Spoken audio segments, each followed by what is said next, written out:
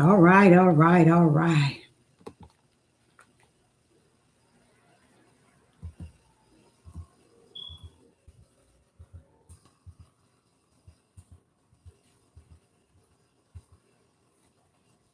Shalom, shalom, shalom. Sister Deborah, prophetess in the wilderness. And you know what? That's all right with me. Coming again on this Deborah platform with another message. And I will say this is a lovely, lovely evening in which the Most High Yah has made. And I, Sister Deborah, shall and I will rest therein. Sister Deborah is just coming to do what we call time to talk. And that means all of us, we're going to all talk. I know Sister Deborah is going to do the majority talking because she got a topic to cover along with some word uh, that was taught to me late last night and early this morning and still is with me right now as I uh, am here on live. Okay. And I'm gonna wait a minute so I can get even as long as I can get one. It doesn't matter. One person shoot up, I'll start.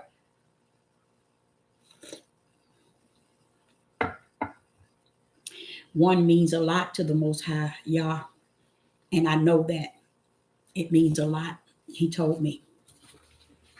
He said, as long as it's that one, and I give him all praise and all glory. I was just singing a song, the old like him, but I didn't have all the words, but I remember singing it, and it goes Yahuwah.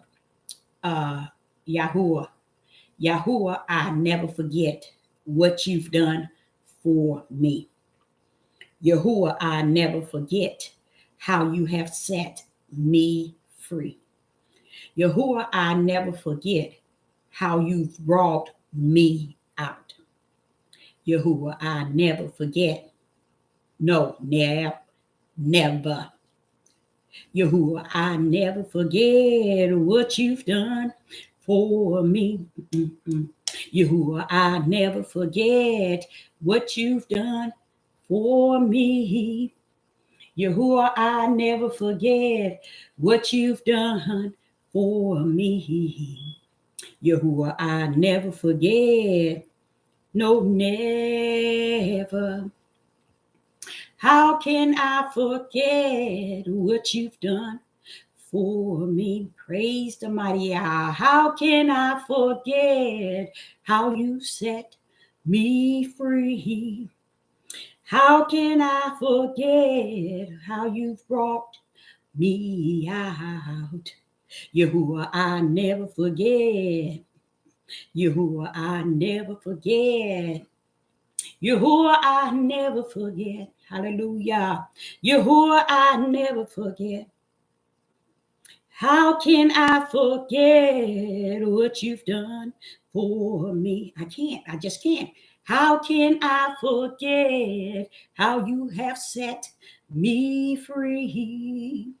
How can I forget how you've brought me out? Yahuwah, I never forget. No, I won't. Yahuwah, I never forget.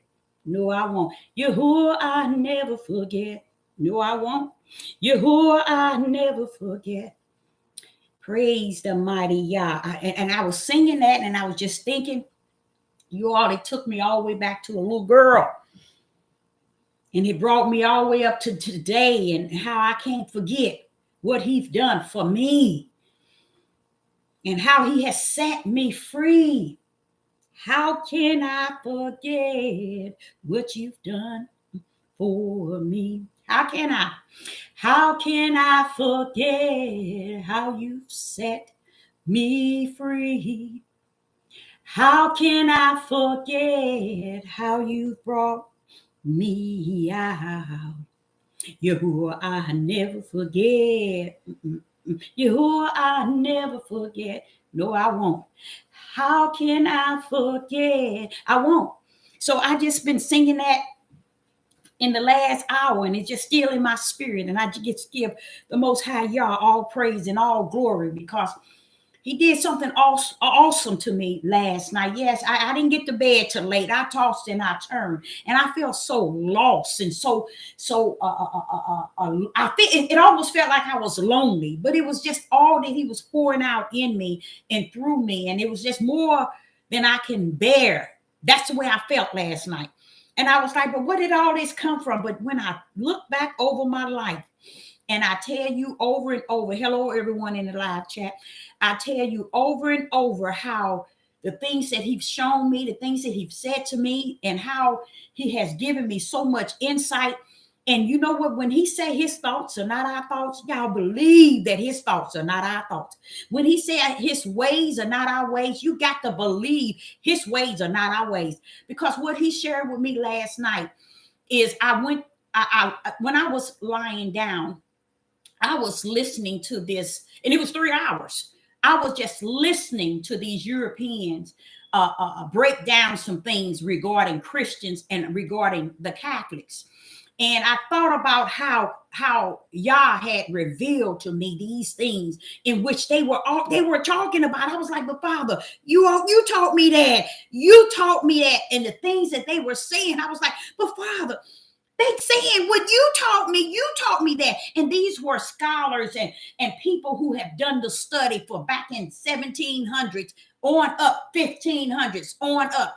And as I lie there last night, and I continued to listen to them, even as I lie there, I was just so confused, even when I went into the deep sleep and I tossed and I turned all night. And I woke up in the midnight hour. It was like 4 a.m. And when I woke up, all the cares of the world was upon me. The things that's in my family, the issues regarding the adoption agency asking me to adopt 3 children. I mean, just everything was just, and it was heavy. It was heavy. So when I got up this morning, I had to go back to what I was listening to, which was these Europeans talking about Catholics and Christians. And I said to you all, the shield of the Christians are the shield for the Catholics. Let me tell y'all something. We have, as Hebrew Israelites, the same stiff-necked rebellion and disobedience. We have been liars. We have been liars. Let me say it again. We have been liars, and we have lied to one another. And I thought about it this morning when I got up to complete that video, and then there was another one and another one, and I was like, Father, these things takes hours, but it felt good because all through it, he said, this is why I never let you talk about Christians. This is why I never wanted you to make them your topic. This is why. You know, and I'm like, wow. And now I understand them being the shield for the Roman Catholics. Woo, y'all, the Father revealed something to me, and I brought it to you all. It was about how the Christians is the shield for the Roman Catholic, because they fall under the same category. So what is happening, the Roman Catholics hid behind the Christians, but guess what, y'all? Let me tell y'all something y'all do not know. I always believed that when I was in the Christian churches, that power that was in me was so activated. Do you all understand me? This is the reason why, Sister Deborah, now your experience is yours. Mine is mine. You see, while I was in there, I learned much. My gifts were revealed unto me while I was in the Christian church. My power was fully activated in me when I was in the Christian church. You understand what I'm saying? So I never go up against the steps in which the Father had ordered for me. And because he ordered my steps to go into the Christian church as a child, wanting to go to church all the time, I either went with my classmates, or I either went with the neighbor on the left, or neighbor on the right, or some friends that's in the back where we stayed, in the back of us. I found somebody to go to even as a child. I always enjoy going to church. I learned much. So the Father was allowing me to hear a lot of things, and I did. I heard a lot of things, even what is being said today. But I look back and I said, Father, you mean the stiff-necked rebellion and disobedient have not revealed these things unto the people? Come on. And I'm like saying, how? That's why I tell you all, the tribe of Judah, don't look for them for nothing righteous. Don't look for nothing righteous in the tribe of Judah. I'm telling you, stay away from them. All of them on these devil platforms, stay away from them because they are totally deceiving you. Let me explain to you what I'm saying. I laid down, and from 10, I think, to like 1, I'm listening to this thing, and I was like, wasn't even shocked. It was almost like, see, that's why I prepared you for this already. And I'm like, but Father, these people don't know nothing about that. Let me tell y'all something. The Roman Catholic has went into this book, and yes, they done a whole lot of smearing. Like I told you all before, there's a reason why. There's a reason why Yeshua HaMashiach had to come. Yeshua had to come as the blood sacrifice to wipe away our sin. But wait a minute, hold up. Father said, hold up, Deborah, tell him I came down with him as Christ, as the world says, but HaMashiach. I was the power. I was the word. And I was the spirit that told him, sit here on my right hand until I make the earth your footstool. He was the power all the time. That's why Yeshua was saying all the things he was saying. He still referred it to his Father because his Father had given him his right hand. That's why Yah was with us. Let me tell y'all. Now, I'm going to be honest with you. I have heard of this, but I was like, why is this being shown to me now? And I'm already prepared from the inside regarding this because I never go after the Christians, period. They are the shield that has the Roman Catholics because, okay, back in the biblical times, and I'm gonna give it to you the way the Spirit gave to me. I ain't thinking about what somebody else said to you all. I ain't thinking about what somebody taught you. I'm gonna give it to you the way the Spirit gave it to me. And what was going on back in those days in the biblical times where Paul was teaching the Gentiles. See, what we know that the Father said he went into the Gentiles. We got all kind of parables where it says he came into his own and his own received them not. Let me say that again. He came into his own and his own received them not. Okay, so that's telling you who came? Yeshua HaMashiach. And who was his own? Judah. Judah received him not. So he told them to go on the highways and byways. That was grafting the Gentiles in. These Hebrew Israelite men and women been lying to y'all. And I just thank the Father that I never battled with this message regarding the Christians, but I'm going to step into it. And I'm going to step out of it too. But I'm going to step into it. Woo, Father, y'all. So, a lot of people deny Paul, okay? And especially right now. Today, I've heard 2 scholars Europeans spoken regarding Paul not being what he portrayed to be. Okay, I didn't have no problem with that. Why didn't Sister Deborah have a problem with that? Because listen, when the Ruach is teaching you, you shut your mouth. You shut your ugly mouth and sit down and listen. And that's what I do when I'm in the wilderness. Because when I'm there, it ain't time for Sister Deborah to be all this and all this, all this verse. No, it's time to shut up. That's what he means when he says it's a time to hear and a time to keep quiet. And this time, I was like, okay, they said that. And as time go on, I'm just reading it. I spent about 7 hours in this here, y'all. And when I finish talking, the Christian still is the shield to cover the wicked and evil for the Catholic, the Roman Catholics. They always did. But y'all, the Roman Catholics been doing this since the time of Yeshua HaMashiach. They've been trying to wipe away the whole purpose of him, his mission, his whole thing.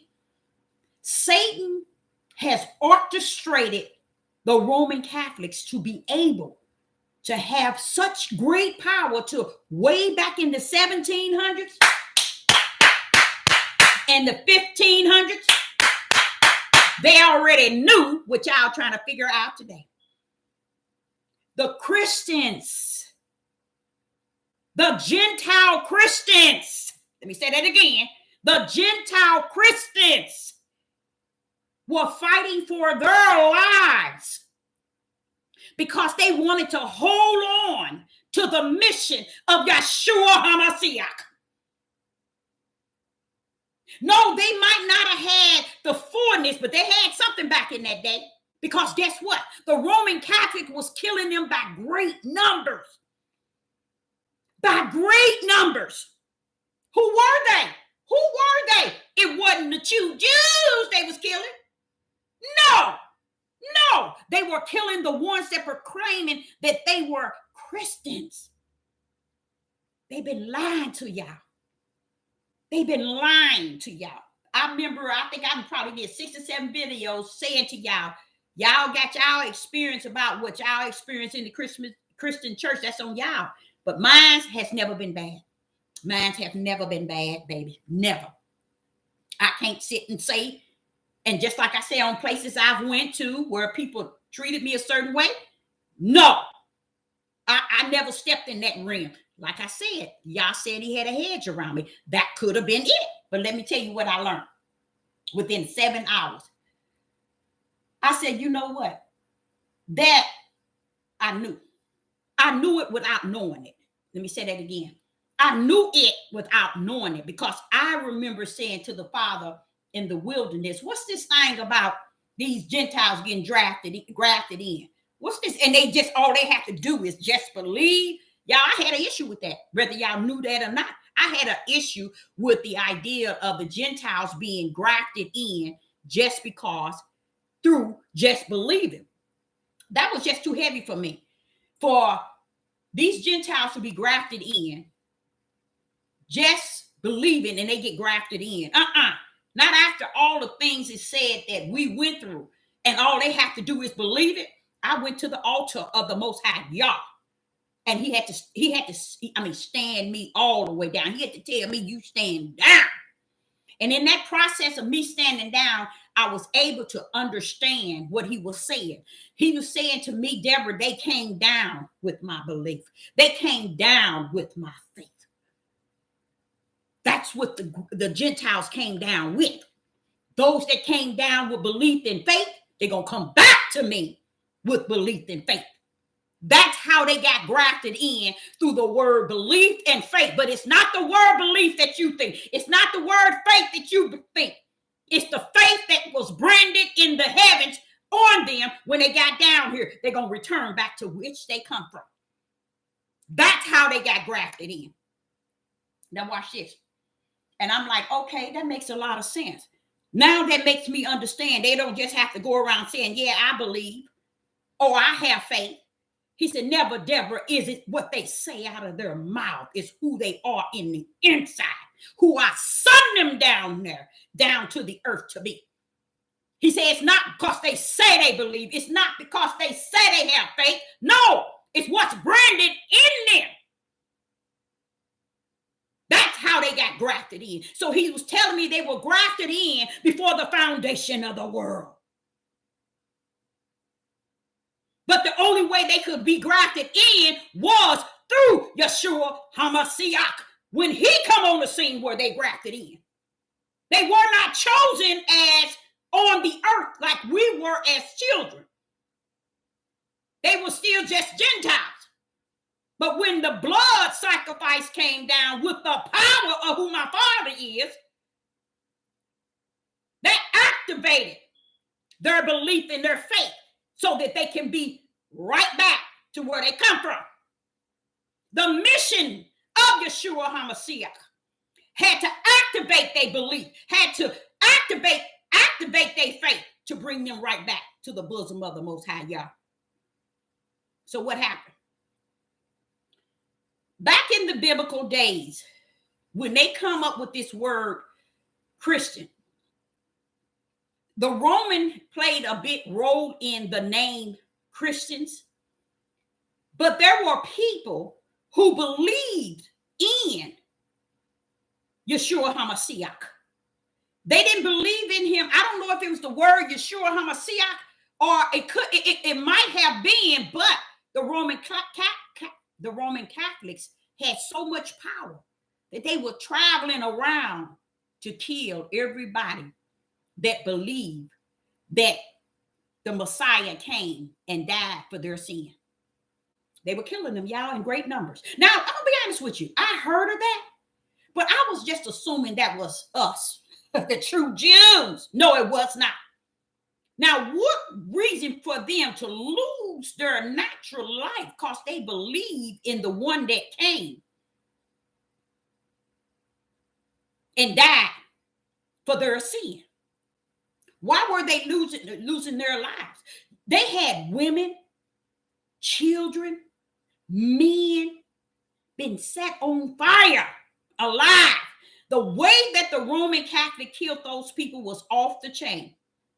The Roman Catholic been down here going after the Messiah before he even got here, was already knowing he was coming.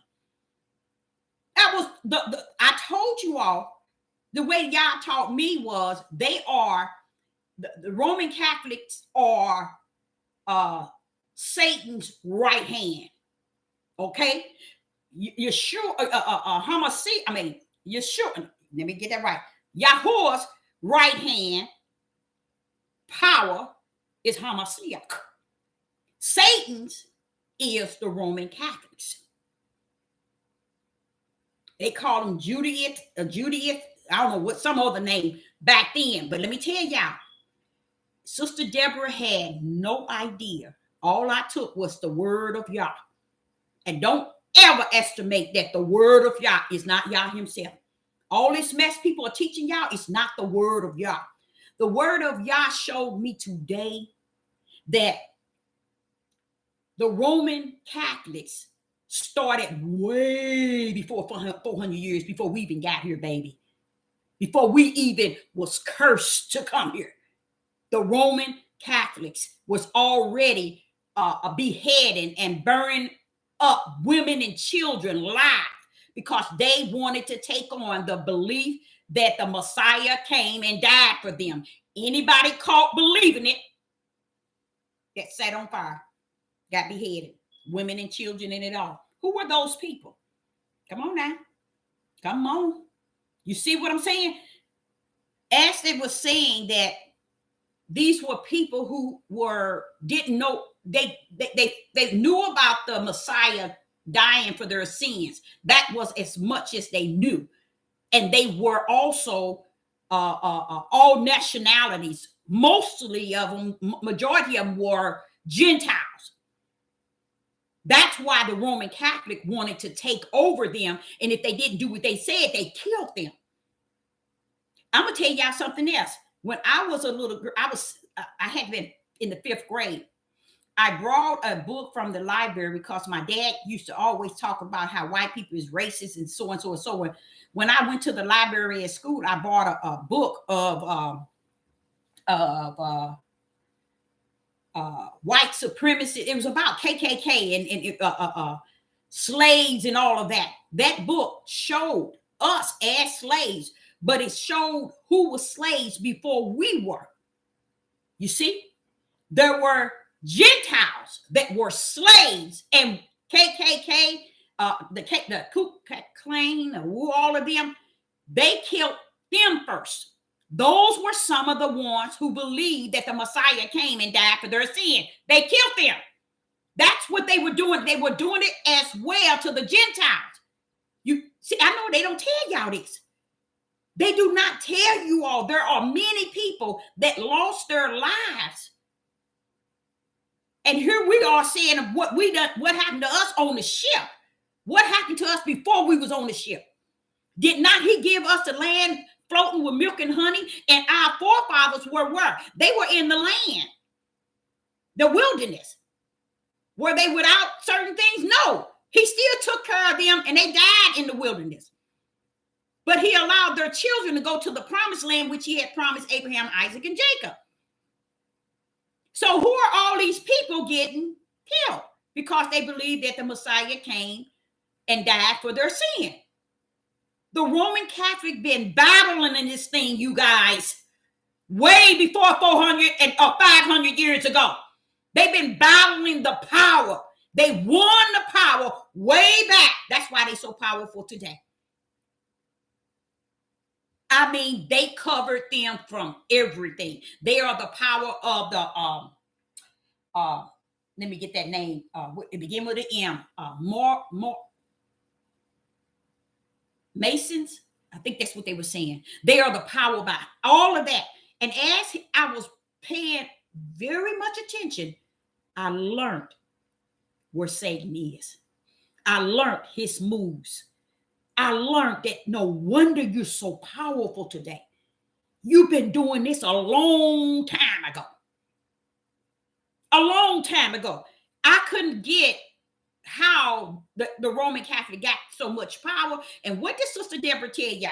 Only reason why I told y'all that is because I was giving y'all what y'all revealed to me. What he had revealed to me, he said, Deborah, get on it not YouTube, on the internet, look up every country and put Roman Catholic.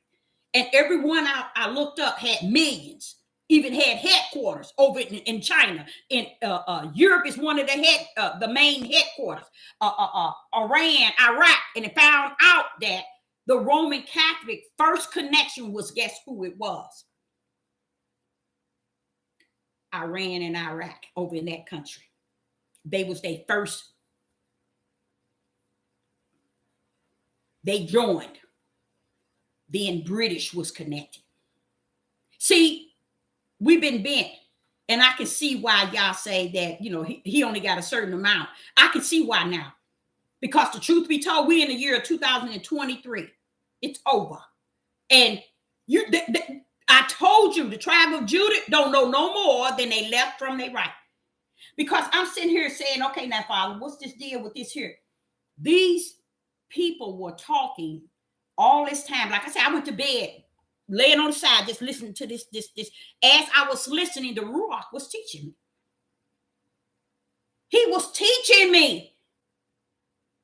He said, now, I didn't have to show you and teach you all of this. I came to you as a spirit to spirit, as a quicken, because I'm greater in you. I don't have to show you this, show you this, show you this.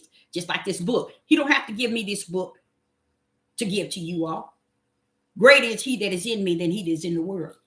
This is for clowns who wants to think that they representing something and not have the Ruach in them to teach them what is spirit and what is not and what this really stands for. I look back at it and I said, but Father, I'm going to tell you, I had to get out the house. I left out around about 3 and go for a walk. And when I went for a walk, I was like, Father, they sitting here talking about their history and they don't know nothing. They don't even know how many people lost their lives just believing in what little they had to believe in. And they might not have had the fullness. They might not have had the truth. I just thank the Father for not allowing his to have to be what the world mindset of these men has trapped many to believe. Just being set free. Just being set free, Father. I just give you all the glory and the honor. Because I'm going to tell y'all. Whoo-wee! And they were talking about the power of the Roman Catholics. And y'all don't even know how many these people that died trying to defeat and try to hold on to what they believe in. Did they have the 40s? They might not have had the 40s, but they lost their lives. Women and children, men, families, people who was leaders. All they knew is that they wanted to believe in the one that died on Calvary. And they lost their lives. And we don't know nothing about that part. All we know is we over here because we curse. What about other people that's lost their lives because they believe in what little they believed in? I just thank the Father for allowing them to be grafted in before the foundation of the world, giving them belief and faith. Because, I mean, it's just, and it ain't nothing that I didn't know. It was almost the things that I was looking at. I was like, that's why it is. So that connects to this. And that, it all makes sense now. We stuck on stupid as a people. And that's why Jacob said about Judah, he's going to be lazy, Jacob said. Jacob said Judah will never get up until Shiloh come. And that's when the Messiah come. Outside of that, he ain't going to get up and do nothing on his own. And that's a living witness today. I am. To say that matches what all I see in the world today. The same thing Jacob was saying. I see, Jacob. I see what you're saying. I understand what you're saying. I salute what you're saying. Now, all of this here, you all should see how the Roman Catholics has fought from the beginning, y'all. From the beginning to keeping a book out of the eyes, the ears of anyone. That's just how long they've been trying to keep this book away. Yes, did they do a lot of smearing? Yes, but where you know they ain't got the full control over it is where you see. But I'm going to show you. Remember I was saying, who is this over in Asia? What's that's going on over there? Who is that over in Asia? Didn't I tell y'all that? I mean, who is that over there? We as Hebrew, we'll run around and say, that's us. That's us they talking about. That ain't the tribe of Judah over there. That's some other people. That's some other people that been grafted in. Because those 7 churches, I don't know. I did my study and I do not know. Now, you might have some of us over there, but you can batch back. It ain't just us. Now, we're going over to that promised land. And United Snakes is going down. We do know that. But you don't hear that on all four corners where he's coming and throw down each China or Russia, or Iran, Iraq, British, German. Oh, he's going to deal with them all. But when we're going out of here, it's just because we are the chosen children of the Most High Yah. And we're going to the promised land, but that promised land don't give us eternal life. No, it don't. No. I know they told y'all that. And that's why so many are so eager to go. Ain't right here, but want to go right and be right there. Has rejected my Father. Has rejected him in all shape, form, and fashion. Even reject the curse itself, but yet gonna be ready to go to another level. You ain't going to another level in my Father.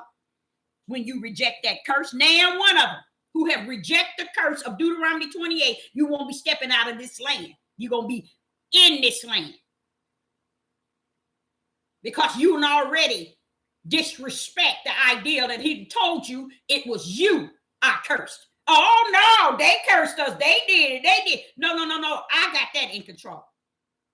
I deal with them.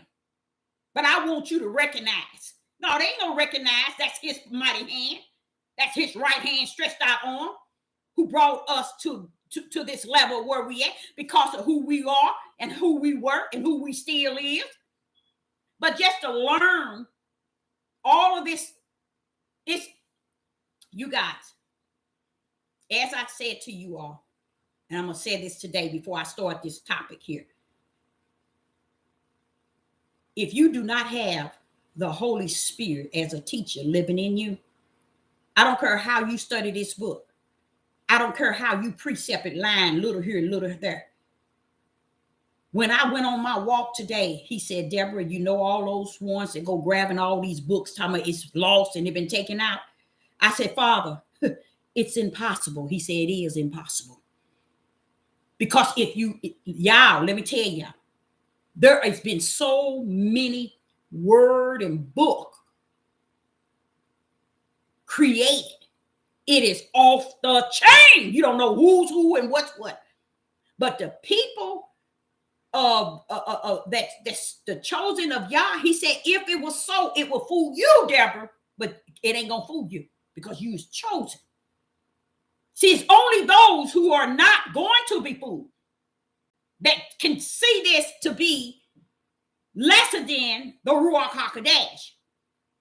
When that spirit comes and all that Yeshua then told us it's going to be, how can we look at it to be lesser? And all these other books going to bring to us to the knowledge of something. But the Ruach, the true teacher, the one that teaches us all things, can't bring us nowhere. You're bent. Not only are you bent up, you've been down. That's why you can't tame nobody with this here commandments, the laws. You can't tame them. You can't stricken nobody when the Ruach coming in on the scene. Because he's going to be the teacher. It's the new sheriff in town. You can't tell nobody how to uphold nothing. Because if you're saying to somebody you got to keep the commandments, hold up. Are you telling my flesh to keep the commandments and the one that's living in my spirit is the commandment? Now, who are you talking to then? You see how dumb they are? They don't even understand the power that rests therein. And they don't understand nothing. They have made their own religion. I started off about 3 years calling it the Hebrew Israelite Awakening cult. Fake religion. Because that's all it does. No light. This is why there's not light, you guys. It's because a lot of things they have said and they continue to say does not mount up. And as I was doing on my walk, and I was like, Father, but all this that I'm seeing and I'm hearing, why do it feel like I knew it? He said, because they taking hours to tell you. I came to you in the quicket. I put it in you. I told you, cut all their red tapes, their green tapes, their yellow tape. I just came and told you that the Roman Catholics is using Christians as they shield and have them for so many years. How did they start using them? Guess what they were doing to them? Killing them. Killing them. You think now they're talking about the Christians and people who serve Yah and people who believe in Yah and all of this. Let me tell you something. That ain't got nothing on in the 1700s, 1500s when they were killing these people. Just because they knew that the Messiah came and died for their sin. And you gonna kill them people? See? You don't hear nothing about that, do you? Same thing. Same thing.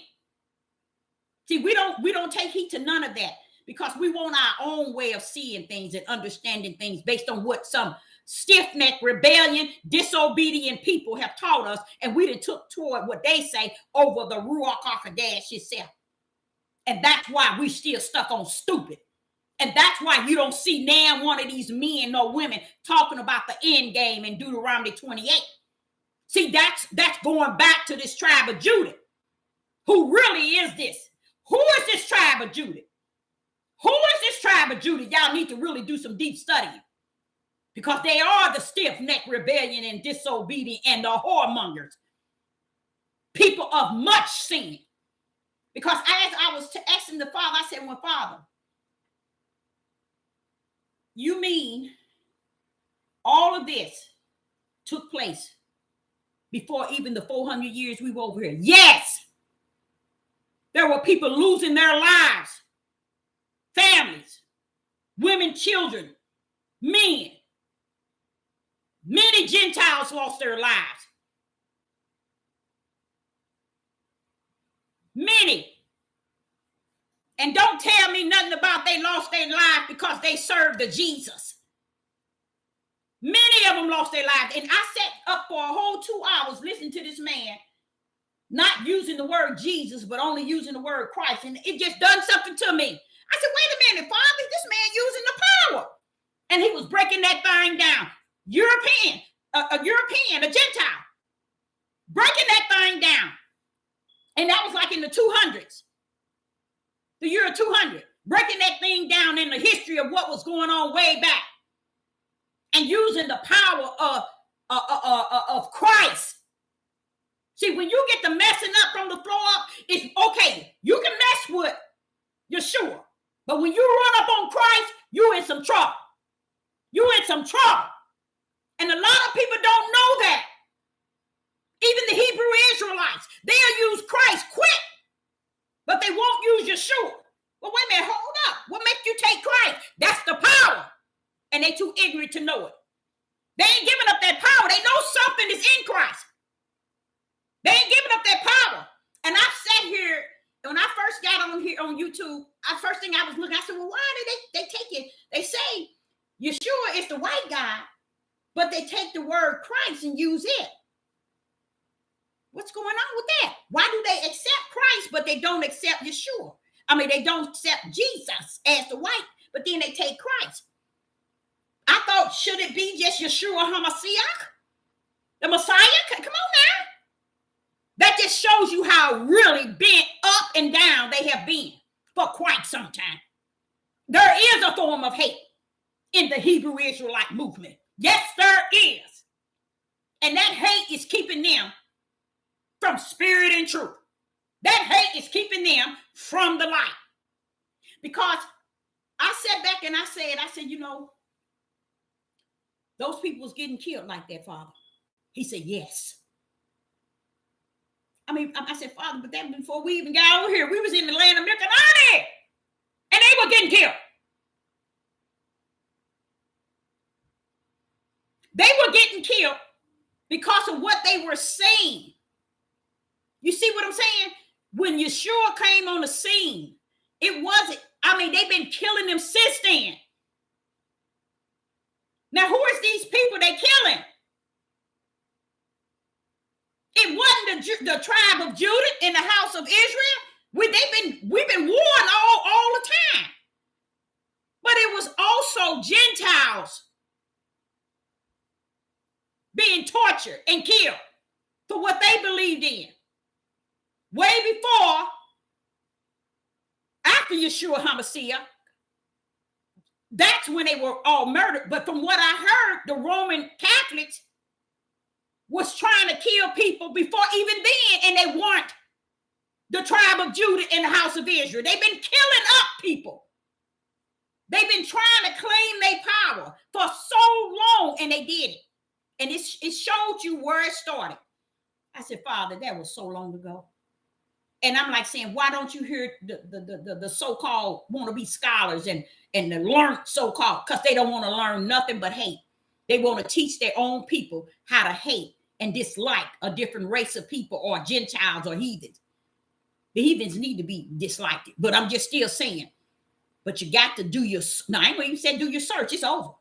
It's over. So I just thank the Father for giving me the opportunity to connect with what he had already connected in me. He had already given me the keys to how the Roman Catholics, because I asked him, I said, what's this with these Christians? Ain't no such thing. What's this thing with them?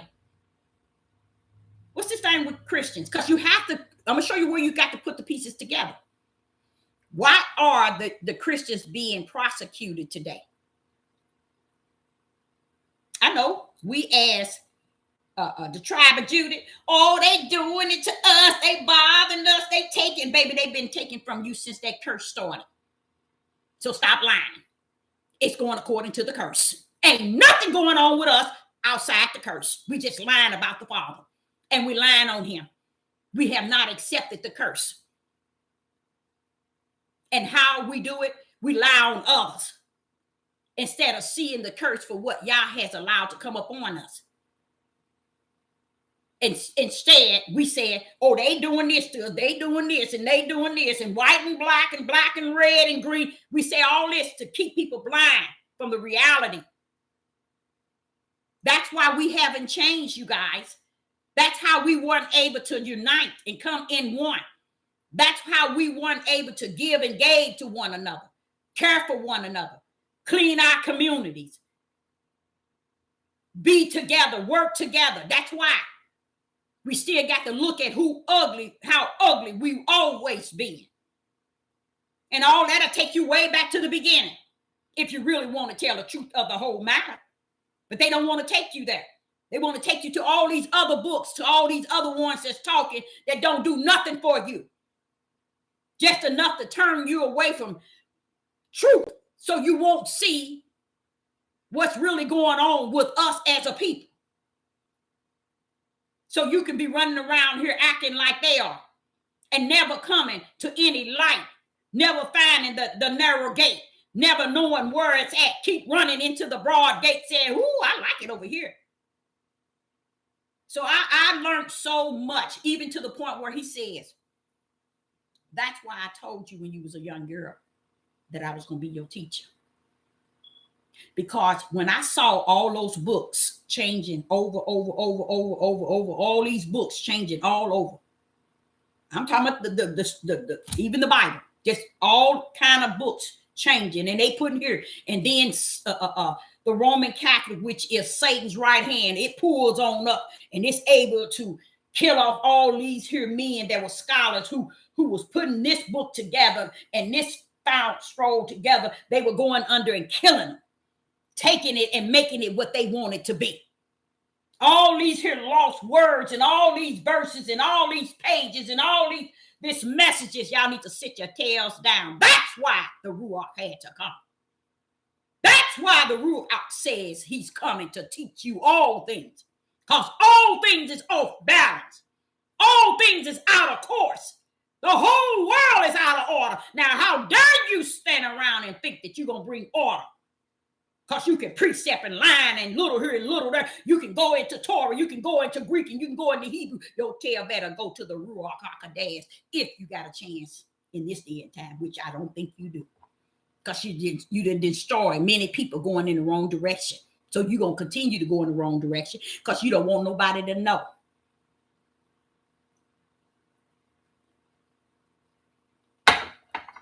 So the Father was telling me, I said, well, how do I teach this then, Father? He said, how you been teaching it? Haven't I been giving you stuff day by day? Haven't you been in your lane? Stay there. I'll meet you there. Praise the mighty Yah. Because I'm going to tell y'all something. What he showed me today and last night, that's it for me. That's it. That was the Roman Catholic. I wanted to get onto that. Y'all, they behind. They started the white supremacists. They started the KKK. They started the skinheads. Every organization. The Masons, they started it all. We got Negroes. Now, not let me call them Negroes. Men. Run their tails and connect to all of this. And guess what? These are the pin needles. The power that bees rules it all. And I sat back there and I said, wait a minute, Father, look at all these Catholics.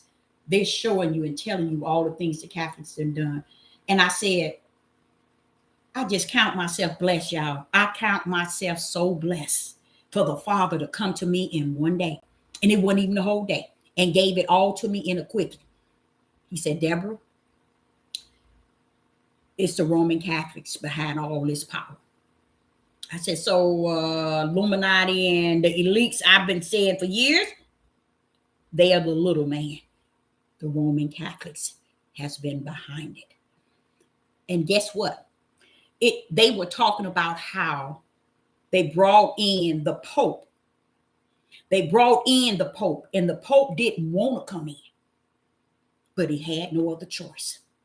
They brought up under their wings of power the Pope, and that's when they started, because they needed someone to be the first and the last of all the power. They were bringing up under Satan's right hand. And they labored him, the Pope. The Pope wasn't like that at first. It wasn't no Pope. I mean, they took you all the way back. And the Pope, that the first one, was really didn't want to be even connected. All the presidents are connected, even Obama. I told y'all, that's the shot there. That's the shot. I ain't talking about the shot here. I mean, that's the one. I already knew that. I knew that probably 20 years ago, that they were breeding somebody. They were getting prepared to bring somebody up. I didn't know it was going to be him, but I knew they was getting somebody. I didn't care who it was. I live in the light and not in the darkness. So the darkness I'm not afraid of. I'm in the light. But you know what? All this time, from Washington to Lincoln to all of them, every president went under the mighty power of the Roman Catholics. The Roman Catholics. That's why I tell y'all, people run around here and say, let's go to Africa, baby. Guess what? Africa has been, in captivity to the Roman Pope since all these years. And guess where all of it started, y'all? Let me tell y'all where it started at. All of it started when the European went over to Egypt.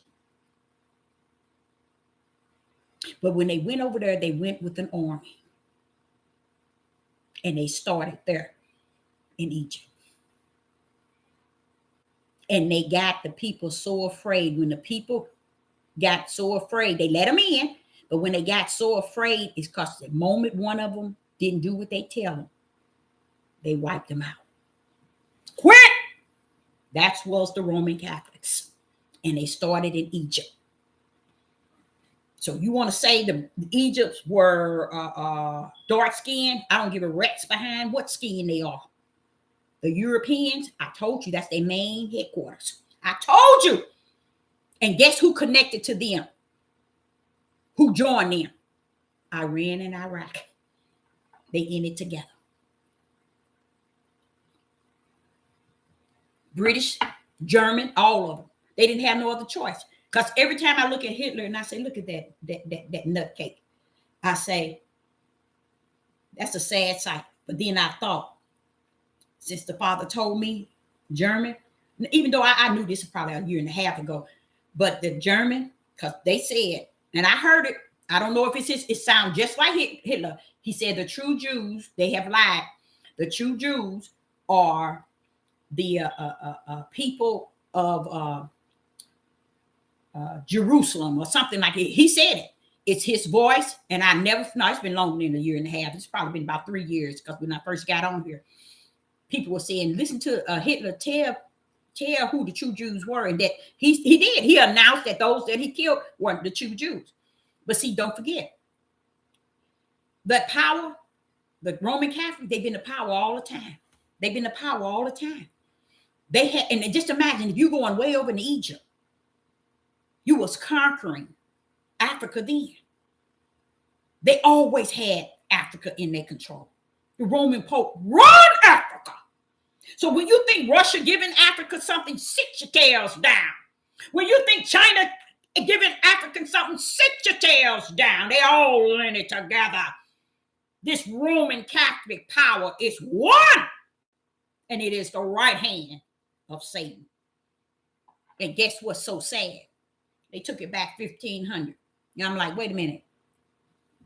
You mean these Gentiles and heathens knew all the way back then that was Satan's right hand?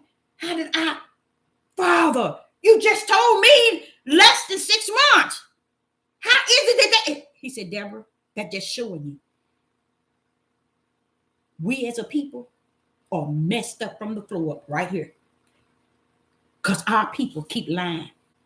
And they're lying, not because they lying because they don't know, and they lying because they won't own up to the fact that we were cursed by God. Now listen to this. The reason why I was troubled today is because I said, well, okay, Father, what is in this book is true then. I mean, how can I speak on this here? What is in here after I saw millions of pages of this book and this book of this book, this century, this century, all of these books they putting together to make this. And guess who was doing that? The Roman Catholics, seeing what they can mess up. But when I think of the Most High Yah, the true teacher, see why he had to come? He couldn't come in a book. He had to come in your spirit where man can't touch you. Man can't tamper with you. That's why I say it's so important. But when he's teaching you, shut your ugly mouth. Shut your ugly mouth and let him teach you. If he gonna take out the time, his spirit, and teach you, shut your ugly mouth. That's what he means when he says there's a time to speak and a time to keep quiet. Why? He said it's fine. Come back here, Deborah. You got to hear me. That's what it come back. And if you don't hear me, you ain't got me. You see? It come by hearing. Don't come by your studying. I didn't tell you that. Don't come by your reading. It don't come by your precept, your line here and your little here. It don't come by your Torah. It don't come by your nothing in any lost books and any found books. It don't come by there. It come by spirit. And it got to be mine. And even Yeshua knew that. And we still running around here thinking it's all founded in what man says, the book says. It makes sense. He knew that Satan had a right hand. Satan's right hand is his power. And he chose the Roman Catholics. He chose the Roman Catholics to be his power. And you see how if you miss it, you ain't got it today. If you missed it at the beginning, you definitely ain't got it at the end. You just wandering around chasing your tail in a circle, thinking you know something and you don't. But because you got your ears are cocked wide open to all these men that said they learned, and these people talking Torah and Greek and Hebrew, baby, sit y'all tails down and hear that Ruach HaKodesh teach your tail. That's why he can't teach you, because they think they learned. And when I heard all about all this killing back then, the Bible speaks of the tribe of Judah and the house of Israel constantly going in captivity. Y'all need to read and see how many times the tribe of Judah and the house of Israel went into captivity. And why? They've been disobeying your Father in the heavens all this time. And even into today. He said, I curse you. Oh, no, you didn't. They did it to they doing this, they doing that, they didn't do this. Get somewhere and sit down. Because this is what the Father was sharing with me. Yeah, I had a really good topic. Someone wanted me to cover something regarding what is it as far as building up your treasures in the earth, in the heaven. Okay. And I had a pretty good topic. Let me see what time. Oh my Yahuwah. But I say this here. Ain't nothing better than that Ruach HaKodesh. That Holy Spirit of the Most High Yah. Because it is a quiet teacher. It is a humble teacher. But sometimes it can speak loud. And when it speaks loud, it's got to be able to speak louder than the words that's being spoken unto thee. So you can get over what everybody else is saying, what everybody's teaching and everybody doing. You see, this thing is real. Let's say Babylon, you down already. Judah, four corners, he's going to take up his and take them on over to the promised land. What's going on? Much other things is going to go on. And guess what? I said to many people when I was in high school, I told them that United States is the crutch for Israel and Jerusalem. I used to say that, y'all. And you know what? Now I'm an old hen, and guess what? I see her say the same thing. their job is finished. They can't be the crutch anymore. That's why you see, you got to see, y'all got to make some sense. You got to make some sense, y'all. Why is it the world on the four corners having an issue with Christians? Because the Roman Catholic power has in full control 70 to 80% of the Christians still rest under the power of the right hand of Satan, which is the Roman Catholics. But you got 20%. I'm doing it in percentage, that still believe in a God they never seen but yet believe. They believe in Yeshua HaMashiach. The Messiah came and died for their sin.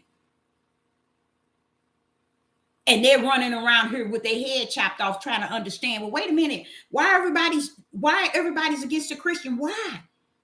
Think y'all, you Hebrew Israelites. Why ain't they after your tail? They've been after your tail the same. Now you after your own tail, killing one another. They don't even have to be after your tail. You after your own tail. And walking around here praising it like it's okay. Now, there are a percentage of Christians, Gentiles, that are prosecuted.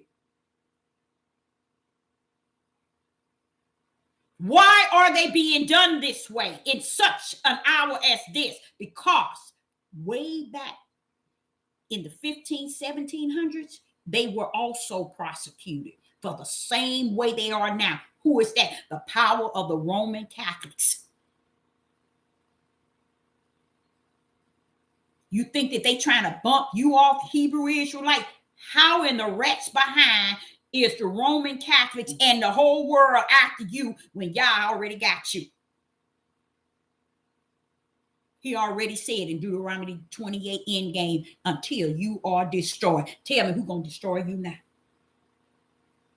I had to go back and say, hold up, Father, they going to destroy us mentally, but hold up, I'm seeing you. He said, check it out again. When I checked it out, Yahuwah is going to destroy your tails.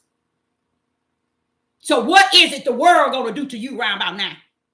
They do. Y'all's judgment's on your butt. That's what's on you right now. And the fire of his feet is on your tail. The Roman Catholics have the leeway. And they going after the Christians that still believe in the Messiah. Whatever little they know. And they out here trying to figure out what is this everybody prosecuting the Christians? Why are they killing the Christians around by now? Can any of y'all answer that? They ain't killing you Negroes. You killing yourself. And still gone. You gone here. Like Deuteronomy 28 said you was going to be destroyed here. And that's what is going on to where you can't see. That you're destroying your own self. You haven't seen the news. You haven't seen the media. Everybody is clearly seeing that y'all out here cutting up on the floor up on your own self. And they standing back looking. Look at them fools killing each other. Look at them women killing their children and their husbands killing them. They're killing their children, their wives, their mama, their daddy. Look at them men killing each other. But yet, you think they after you? Come on now. I'm going to mess you up now. I'm going to tell you why. You really think that the heathens and Gentiles after you? Let me tell you something y'all said. You better open up Deuteronomy 28 and see, ain't he after your tail to destroy your butt? And you think you getting up going somewhere? You really think you getting up going somewhere? The judgment of the Most High Yah is on the tribe of Judah on all four corners. How you like him now? Now, if Deuteronomy was set there for us to look at it and see how ugly of a people we are. We still took 400 and some odd years and still ain't seen our ugliness. Instead, we decided to get ugly. We're worse than ugly. Now we ugly and don't have no problem with it. We do anything and everything against one another. And get on YouTube now and Facebook, bringing it up live. You killing one another. Bragging about guns and bragging about drugs and bragging about all this stuff in the world. People who use their page to sit and talk about all this stuff that the Hebrew Israelites doing, you just as sick as they are. Because you ain't led them to no plate of spirit and truth. You only led them to chaos, which feeds your plate so you can get a check on this devil platform. The power of Satan's right hand is heavy. This is his time period. That's why y'all gonna blink. He gonna say, wait a minute, hold up. Babylon's sister is the right hand of Satan. Y'all didn't know that. The Roman Catholics. He's gonna break. He's gonna break. So what? So what? Now they know. You want to know who I am? When I get mine out, I'm bringing your whole system. He already letting them bring the system down already. The system is already down. It's just not to the debris. When I take mine out, let me tell you, you're going to see. I make you at the same time I break your tail. So Satan going to get a little taste of his right hand or his right arm getting broke. And that is his system. And that's when he going to reboot and try to get everything in control into a one world system. And that one world system can't start with the United Snakes. United Snakes going down. What is that you can't understand? You see it, how they are orchestrating it, but you still don't see the Roman Catholic right hand power, Satan behind it. Don't you read where it says that Satan gonna give his power to this one and his power to this one? That's what he's doing. His right hand, he can sling his right hand power anywhere he wants. This is his time. And you getting a taste of his time because you're doing what he does, wicked and evil. And y'all standing back letting you do what you do best. And you thinking y'all gonna come swoop you up out of this place and take you somewhere else. Baby, you where you at. You just too ignorant to know it. You ain't going no further than where you at. So you might as well get ready for it. That's it. So I learned so much about it.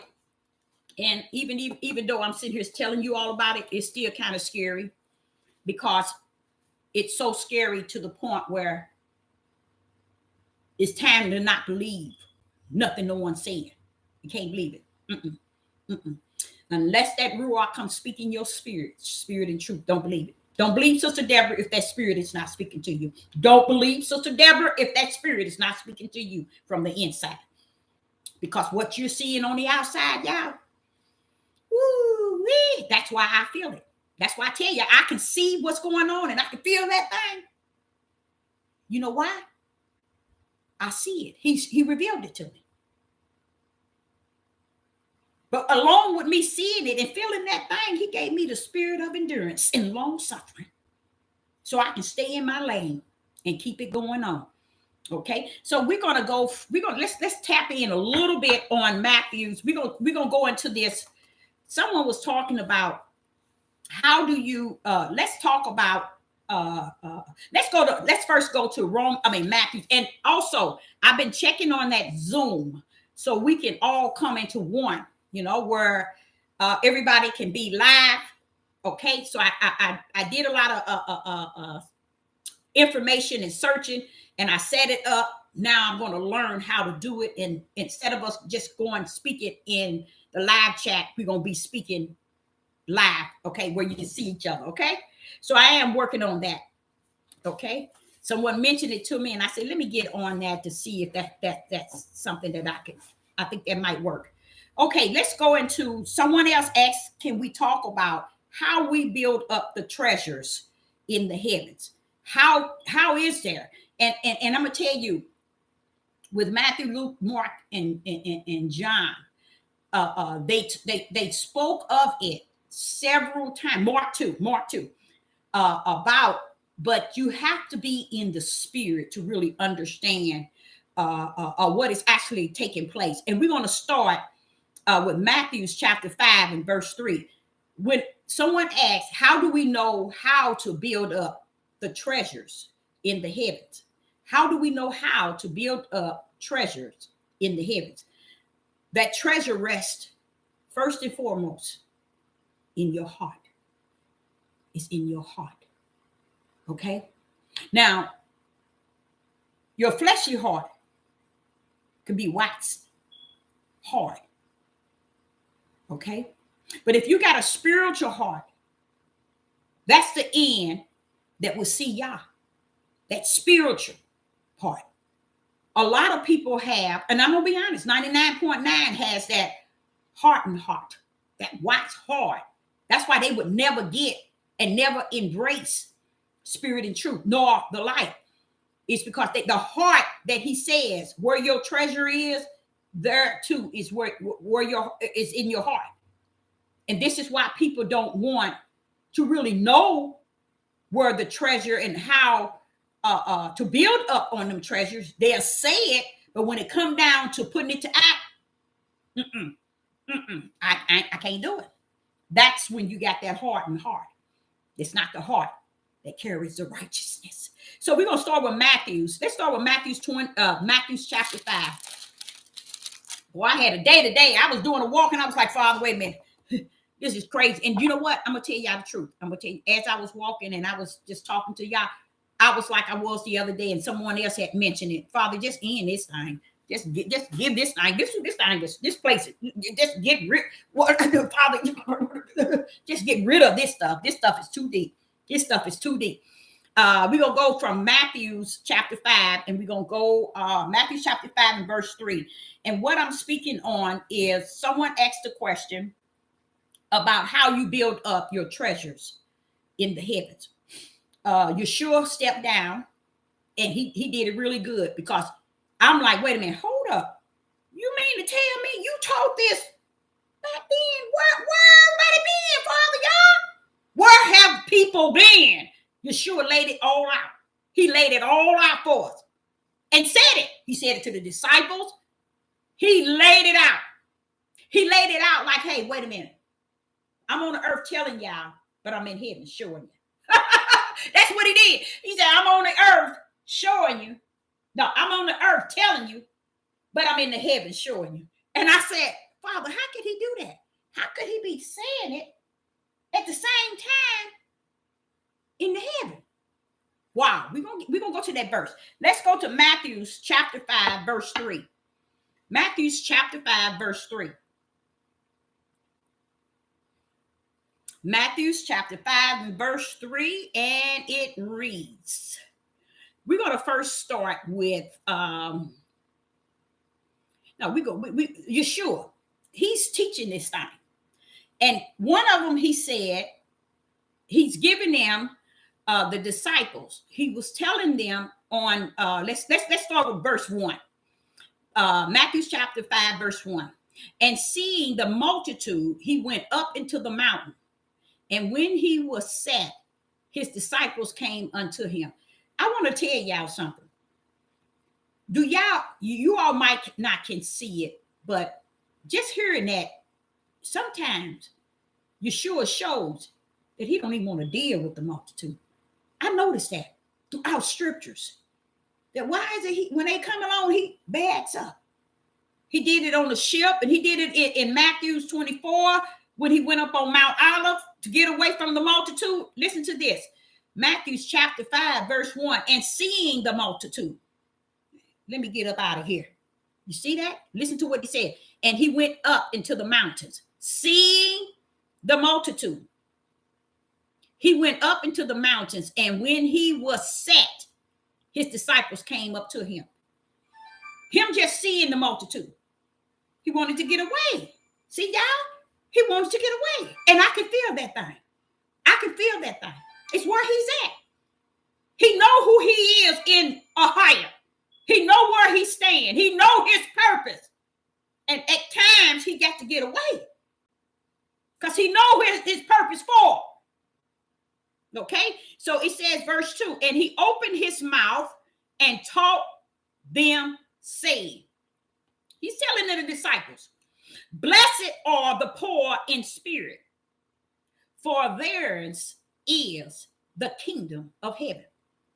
Now you got to understand, it says blessed, past tense, are the poor in spirit, for theirs is the kingdom of heaven. You see that, poor in spirit? There are people in their spirit are poor. They believe. They believe. And they desire to be in the midst of Yahuwah. It's a lot of things they don't know. A lot of things they don't understand. But they spirit, guess what? For theirs is the kingdom of heaven. See, he didn't ask you to have a lot. And we make it so hard. Like he asking you to rob a bank. He asking you to build an empire. No, he ain't asking you nothing. Because heaven already orchestrated everything. But he says to the disciples, blessed are the poor in spirit, for theirs is the kingdom of heaven. What Sister Deborah tell y'all? Heaven's already orchestrated. He's telling you past tense, blessed are the poor in spirit, for theirs is the kingdom of heaven. Check. Heavens is already orchestrated them to have the kingdom of heavens. Praise the mighty God. And being poor in the spirit can represent you don't know it all. It's a lot you don't know, but you know you got a spirit, and you know you want Yah in the midst of you. You see, he ain't asking you A to Z. Sister Deborah told you yesterday from A to B. Even with what I would desire to have is just from A to B. I ain't asking for A to Z. I don't have to know A to Z. Just give me the A to B and I'm okay. Because greater is you that has A and B in you that lives in me. I don't need nothing else. I don't want nothing else. Okay, so let's go to Isaiah 29 and verse 19. Isaiah 29 and verse 19. In Isaiah chapter 29 and verse 19, for the meek also shall increase their joy in Yah, and the poor among men shall rejoice in the Holy One of Israel. The poor among men shall rejoice in the Holy One of Israel, in Yeshua. They're going to rejoice. The poor, that's the poor in spirit, men among men shall rejoice in the Holy One of Israel. Okay, now let's go to Matthew's 25. Matthew's 25 and verse 34. Matthew's 25 and verse 34. We're going to go all the way down.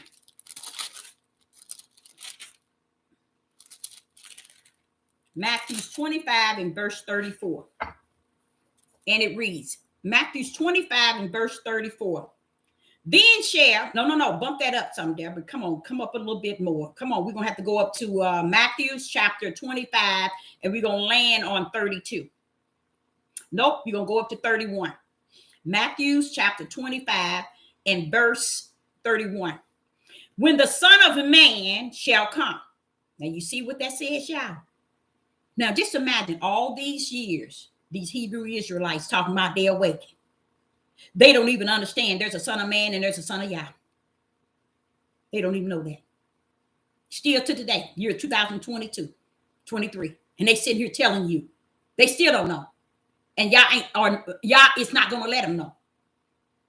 They can hear Sister Deborah. They can hear the Pope. They can hear whoever they want to hear. They still ain't going to know Because y'all say if I haven't put it in them to know, Deborah, it ain't for them to know. And that's why we in a late hour as this, and they still don't know. And it says here, Matthew chapter 25 and verse 31, when the Son of Man shall come in his glory. See, y'all don't understand. The Son of Man got his glory too. He got his throne. You see? Watch this here. And all the holy angels with him. Then shall he set upon the throne of his glory. Not God's glory, his glory. Why is that? Because there's a Son of Man and there's a Son of Yah. Okay. And it says in verse 32, Matthew 25 and 32, and before him shall be gathered all nations. All nations. And you guys, this is not connected to going over to the promised land. A lot of people don't understand that's not the same. Going to the promised land, being chosen to go over there does not mean that you got your key.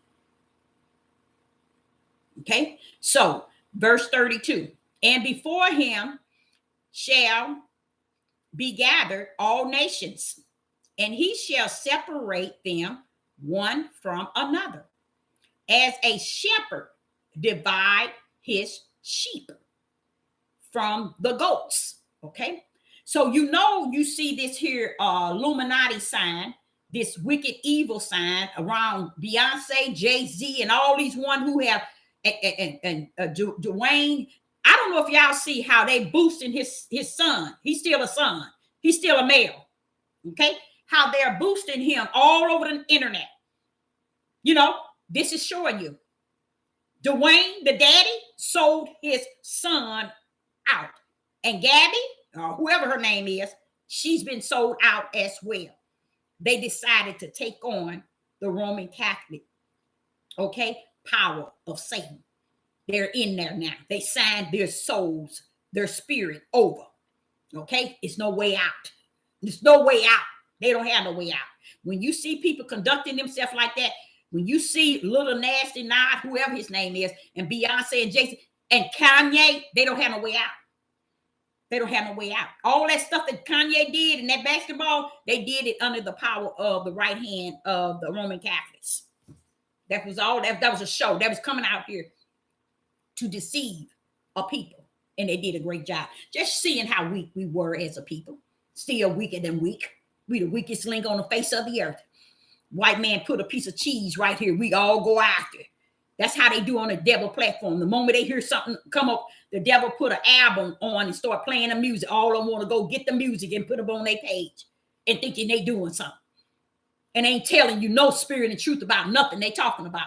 Now, in Matthew chapter 25, verse 32, it says, and before him shall be gathered all nations, and he shall separate one from another, as a shepherd divides his sheep from the goats. See, the goats, I don't know if y'all seen that big old goat that's on the Illuminati sign and y'all seen that Satanism sign that they have where they go. Okay, so he shall divide the sheep from the goats. Okay, that's Satan's, the different ones. Okay, and verse 33. But just imagine, he's still going to be the one that's going to separate. You see, meaning, see, wait a minute, where's your power at? Where's Satan at? Where's Satan at? He with you? You mean you ain't got it with you? Because he don't rule nothing. He don't rule nothing. Okay, verse 33. And he shall set the sheep on the right hand and the goats on the left. Verse 34. Then shall the king say unto them on his right, come ye blessed of my Father. You see what he's saying? He's showing y'all like he's been showing you all the time he come. I'm the Son of Man. Yah is the Father. He's the Son of Yah. He is the Father. Okay, now watch this here. Blessed, 34. Blessed of my Father, inherit the kingdom prepared for you from the foundation of the world. You see, the kingdom was already prepared for them to come back through Yeshua HaMashiach. They were supposed to come back, y'all. The Gentiles come back through the belief and faith of who? Yeshua HaMashiach. You see, we are to come back through Yeshua HaMashiach. Okay? That's who came and got us. That's who were able to separate us. Letting us know I'm going to get mine that I had to collect and bring back to the bosom of my Father. I got to bring them to the throne. What'd he say? The heavens, my Father inherit the kingdom prepared for you from the foundation of the world. When? From the foundation of the world. When? From the foundation of the world. This was already orchestrated. Okay? So, verse 35. This is what Yeshua said. For I was hungry, and you gave me meat. I was thirsty, and thou gave me drink. Wait a minute. Gave? So you gave something. Gave meat. And what else did you give? Gave a drink. Come on now. You gave meat, you gave drink, and you're trying to figure out, how can I build up my treasures in the heaven? Now, listen to this. I was a stranger, and you took me in. Watch this here. 36. Naked, and ye clothed me. I was sick, and ye visit me. I was in prison, and ye came unto me. Wait a minute. All this you giving. You even gave your time to come to me in prison. You gave me clothes when I was naked. Okay. Verse 37. Then, look at that, y'all.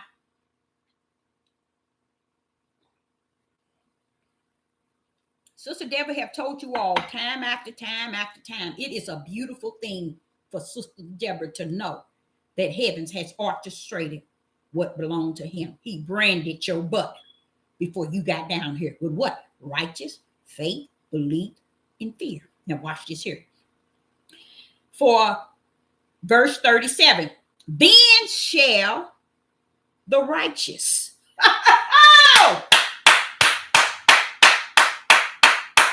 Then shall the righteous answer. There go the righteous. When they become righteous? Heaven had already branded them. And here it goes. Then shall the righteous answer, saying, wait a minute, hold up, Yeshua.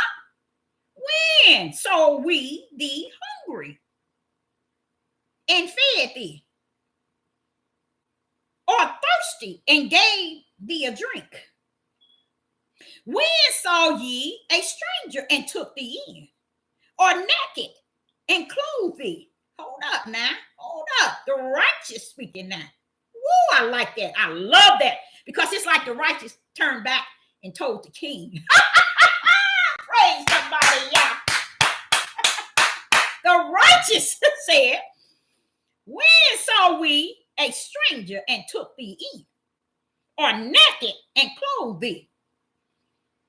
39. Or when saw we thee sick, or in prison, and came unto thee, meaning visit them? Gave that time. Verse 40. For the king, about to say something now. King finna say something to the righteous.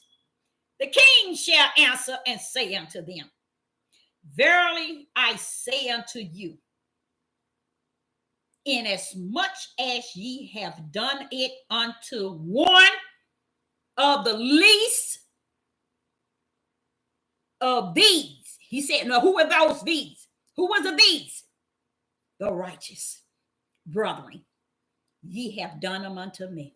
See, it was the righteous one you were to do for. See, a lot of people thinking, okay, go and feed the hungry and give to the, that's good and dandy. But hope that they are also the righteous one. He's telling them, but hold up. When you have, he said, and the king, now the king want to say something. Yeshua want to say something to the righteous one. He said, and the king shall answer and say unto them, verily I say unto you, inasmuch as ye have done it unto one. Didn't I tell you? Y'all deal with that. One of these, least of these, my brethren, ye have done it unto me. One, the least of these, brethren, ye have done it unto me. Who is he talking about? The righteous ones. The righteous ones. You see? So if you ever wonder, well, how can I build up on treasures? Here go Yeshua giving you the example. He's talking to his disciples, but he sounds like he in heaven, don't it? Listen to how it says the Son of Man will come into glory and all the holy angels with him. Then shall he sit upon his throne. See, he's telling these things to the disciples, but guess where he's at? He's in heaven telling them about it. He's on the earth, but he's telling them from the heaven level. I love that. I love that. So you wonder, your treasures in the heavens? Come on now. Try doing something for the righteous. Because what? The king told the righteous, come inherit the kingdom of Yah. Because it was prepared for you before the foundation of the world. See, the righteous one. But we want to do for what we want to do. We want to give to whom we want to give. Give to whomever you want. Y'all don't have no problem. Okay? But that there was an example. When you get to Psalms 37, you get over here to Psalms 37 and verse 16 and 17. As I was looking at this here, Psalms 37 and 16 and 17. Let's see what it said. Psalms 37, verse 16 and 17, and it reads, for the arm of the wicked shall be broken, but Yahuwah uphold the righteous. See, y'all don't understand about that righteous. I keep trying to tell you, that's his brand. Wait a minute, hold up, Father. Y'all, I hear that right hand. I'm holding something. Hold up. Let me read that again. Psalms 37 and verse 16. Did I hear that for right? Did I hear that? Wait a minute, hold up. Psalms 37 and verse 16. A little that a righteous man have is better than riches of many wickedness. Wicked. Let me say that again. A little a righteous man have is better than the riches of the wicked. Now watch this here, verse 17. For the arms of the wicked shall be what? Broken. But Yah upholds what? The righteous. See, how's he upholding? With that right hand. See, the righteous is okay. You see him. He had Abraham in the vision, and Abraham was scared. Yes, he was. He was in the vision. And everything Yah was saying, he was believing. And then Yah said, hey, hold up, bro. You already counted into righteousness. Calm down. You already counted. He told me you already counted into righteousness. See, you don't need to be sitting around here telling behind all these people doing everything everybody telling you. When you counted in, you're in. And no man can pluck you out of that mighty right hand. Okay? So I like this right here because it's letting you know the righteous, just as Yeshua was saying, they already inherit the heavens. They're already at the kingdom. Even if they're on earth, they're already at. Why? Because they're branded to come back through that brand of righteousness. They're coming back. And as he's saying here, I see that mighty right hand because it says, but Yah upholds the righteous. And I know what he upholds with, that right hand. He's upholding them with that right hand. So if you ever wonder about building up in the heavens, it's connected to those that are righteous. And we're going to find that out. Okay. Proverbs 15 and verse 16.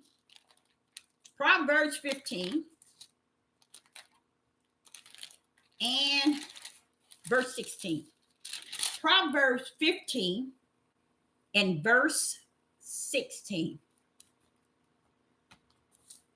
Proverbs 15 and verse 16. Let's see what it says. Better is a little with the fear of Yah than great treasures and trouble therewith. Who can tell me what you see in that? What do you see in that, y'all? Now watch this here. I'm not trying to be hard, y'all, but I'm asking this question. Proverbs 15 and verse 16. Listen to what it says. Better is a little with the fear of Yah than great treasures and trouble therewith. What's that? Huh? You said in the brand, but what is it? You got it. You got it, fear. You got it. Good. Very good. You see that? I told you. It's and the Hebrew Israelite me and talking about we awake and you ignorant. You ain't awakened to nothing but stupidity. Because it is fear. You're right. Fear. That's one of the brands. Look how heavy he said the brand is. The fear. Listen, he said in verse, what was it? 16. He said, better is a little with the fear of Yah. See, it's Yah's fear. It's not your fear, like the fear of flesh. Oh, I'm so scared. No, it's his fear. With a little of his fear, he says what? It's greater treasures and troubles. Wait a minute. Better is a little with the fear of Yah than great treasures and troubles therewith. You tell me that ain't deep. Ain't no wealth in the world. It's worth a little fear of Yah. Told y'all that's the four brand. That's all you're gonna hear. That's gonna be connected. Just a little, he say fear. But he say, what fear is it? So you got two fears. You got the fear of the flesh and you got the fear of Yah. Okay? And that's in the spirit. Better is a little with fear. Just a little. But what does it say? Yah.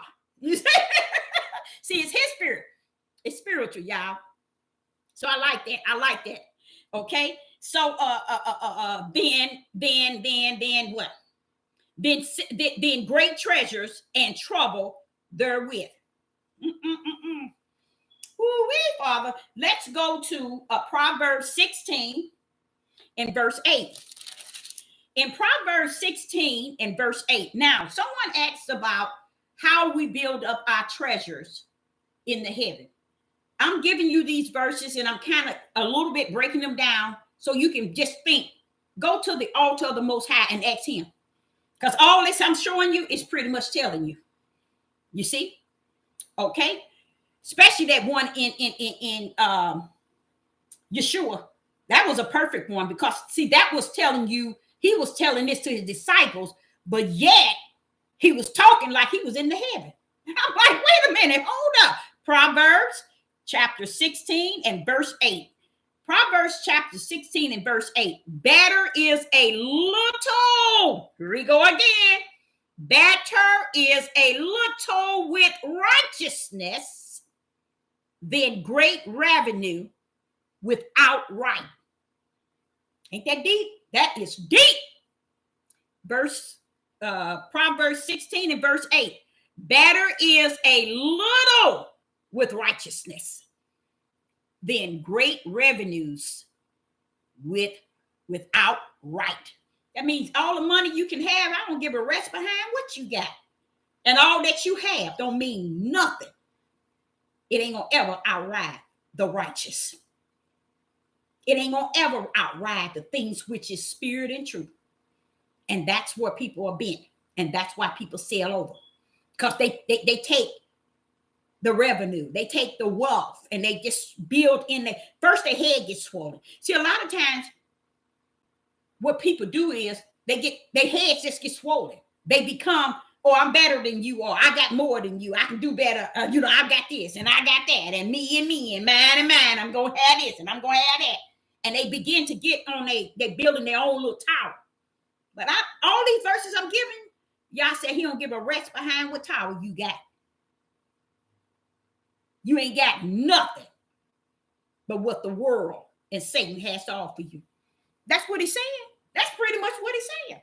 So listen to this one. Proverbs 16 in verse 8.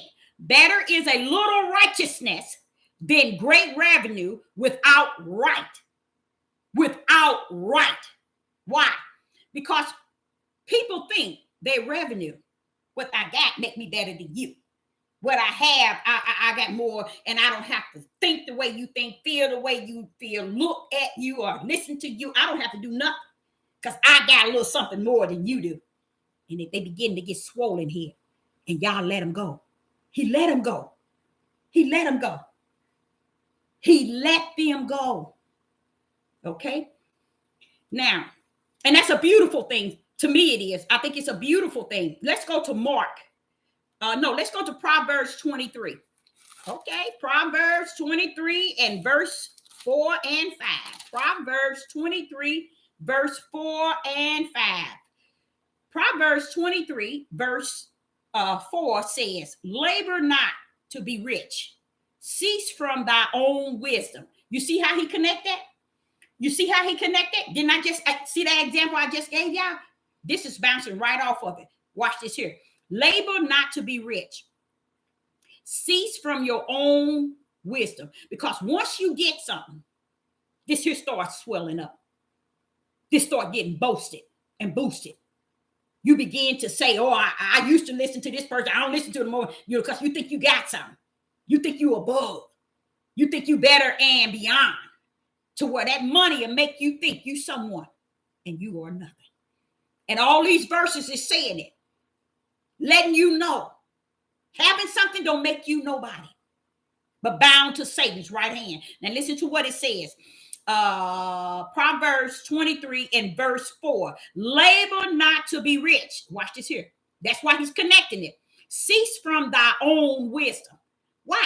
Because once you start to labor to be rich, you have your own wisdom. You have your own knowledge. You have your own understanding. And that's what I've been saying on this devil platform. It's a separate wisdom. It's a separate knowledge. And it's a separate understanding. Haven't I said that? That's for people in the flesh. And that's what he's saying. When they get money, they get rich, or they get money. Because see, what it means, rich could be a person not like overflowing, but when they become rich in their minds, they have something somebody else might not have, and it makes them feel, well, I'm up here and you down there. So they mind. That's how a lot of people are sick today. They think they got something up here. They think they wealthy than others, and they don't have nothing, you guys. They just got something for the moment, okay? Just a little for the moment. But when they get that little for a moment, this gets swollen. Okay, so it says, but cease from thy own wisdom. I told y'all, there's a wisdom in the flesh and there's a wisdom in the spirit. There's a knowledge in the flesh and there's a knowledge in the spirit. There's an understanding in the flesh and there's an understanding in the spirit. Which one are you? Okay, so verse 5, will thou set thy eyes upon that which is not? For riches certainly makes themselves wings. They fly away as an eagle toward the heavens. Didn't I tell you? My example, my parables is they get big-headed. They get big-headed. They get swollen. It's a terrible thing to be, because you get so swollen. Sometimes it's hard to get back. Once you become, I was reading this one man. He won $23 million in the lottery. 5 years, they say he homeless. White man. And I'm like, how could that be? Swollen in the head. swollen in the head. Nobody can tell them nothing. To me, if you come up on something, you need to get with someone spiritual righteous. Okay? Why? Because I'm going to be honest. I remember in Georgia, 2 black guys got murdered by white women when they won the lottery. Isn't that sad? They waited till they start drawing that money. And they got the women, though. Both women, 2 separate situations. But they got them. They killed. They locked them up. They in jail now. They in jail. They found. It didn't even take them no time. It didn't take them no time. Both of them, young white women, not young but middle age. These men was men on the street somewhere, and they won the lottery, and that great white hope came into their life, and they just thought they was on. And that's how black men mindset is. That's why they messed up from the floor. Oh, I get me a white woman, I'm in there. Same thing with the black women. Or I get me a white man, I'm in there. Yeah, baby, he is no great white hope for you, and she ain't no great white hope for you. Only hope you got is Yeshua HaMashiach. And you better hope the power of who HaMashiach is will usher in the Ruach HaKodesh. Okay? So, here in verse 5 is saying, Sister Deborah brought it to a parable. But verse 5, Proverbs 23 and verse 5, will thou set thy eyes upon that which is not? What did I tell you? Because once their head gets swollen, they begin to set their eyes. They ask what it said, which is not beyond what is actually there. You don't have nothing. The devil got you bound here when you think you got something and you got everything, and somebody don't have what you have. You know, it's a game, y'all. It's a demonic game. So you have to bring yourself back down to the level. I was explaining to you all, I sued Walmart, and I never forget having to meet with Walmart with my attorney on top of this bank, on the top level office, because they came, and there's a white woman with blonde hair. She came from was Arkansas. They headquarters with 2 other guys in suits, and they came down to meet with my attorney. And I know they paid him under the table, and that's why I don't trust Europeans or heathens and Gentiles. I don't trust them, y'all. I really don't. And the only time I trust them is when they show me a way and I can discern that they are not knitted in that type of mindset. Oh, I thank the Father for the spirit of discerning. Oh, yes, I do. And I remember coming there, and I remember going to court and everything. And the judge asked me, well, what could they have done for your son? I said, they could have gave him a set schedule. The judge looked at their attorney and said, wait a minute, y'all. That's not asking for nothing. That's right. But the thing about it is that attorney ended up with all that money. That's what they did. The agreement was not to inform nobody that that case was won. But guess what? The EEOC got $300,000. And I look back at it. How are you getting $300,000 because they discriminated against my son? Did that make any sense to y'all? I was crying. I was mad because I saw y'all said that I was going to get 300. He didn't say, maybe he didn't say I was going to get it, but he showed me $300,000 for a good 6 months. 6 months after in the case for about a year. 6 months. And I said, oh, Father, I know I'm getting. I start right now. But guess what? Y'all said I couldn't give you that. He said I couldn't have gave it to you. And I said, but Father, you told me it was 300. He said, didn't they get 300? I said, but Father, that was for me. I was hurting so bad. And then they said, well, you have to go to your attorney. He had to fight the case. So that's when my attorney got the case. But the thing about it, Walmart had to pay them $300,000. But that was what y'all showed me in the vision. But I thought it was for me. But you know what? The Father broke that thing down to me and told me why I couldn't receive $300,000. And I was, dang, I'm that stupid that I couldn't. He said, look at you. Go look at that list you got. You done spent that money, $300,000, to everybody that I don't feel entitled to receive the blessing that I have for you. So that's why you ain't got it. That's why I didn't get it. Because he knew the type of person. I ain't got no sense. I ain't got no sense. I'm sitting here telling you about this man who won $23 million. And in 5 years, he didn't have nothing. He was homeless. Look, I'm running my mouth, but I probably would have been homeless after a year because I ain't got no sense. That stuff don't mean nothing to me. I've been and went out and gave that to everybody. Bought everybody everything they want. Now, I ain't gonna say everything they want, but what they need. Because I ain't got no sense like that. But I can show as a living testimony when I was sitting in that bank up on that top, probably was about the 27th tower, and that plane flew up and Walmart attorneys come out like they gangsters. Hey, and my attorney and I was sitting there, I was like, yeah, playing it for all I could think of was that 300,000. But when we went to court, the judge told them they had to pay $300,000. I was like, I won. Found out I didn't win nothing. It went to the EOCC. I think that's EOCC, the employment, whatever, because they discriminated. They broke the law of the land and discriminated against my son. But why are you getting it? Because it's their law. And it made sense though, y'all. He ain't telling he telling it like it is. Sister Deborah just ain't got no sense. That's why I thank him for being who he is. He know I ain't got no sense. Why I'm gonna give you $300,000 to give away to 300,000 people something that they ain't even entitled to? And I had a list, and it was already spent down to 300,000. I looked up at the list, and I said, I didn't have nothing, did the Father? And he said, see that? You wasn't going to do nothing anyway but to give it to those who ain't entitled to the blessing.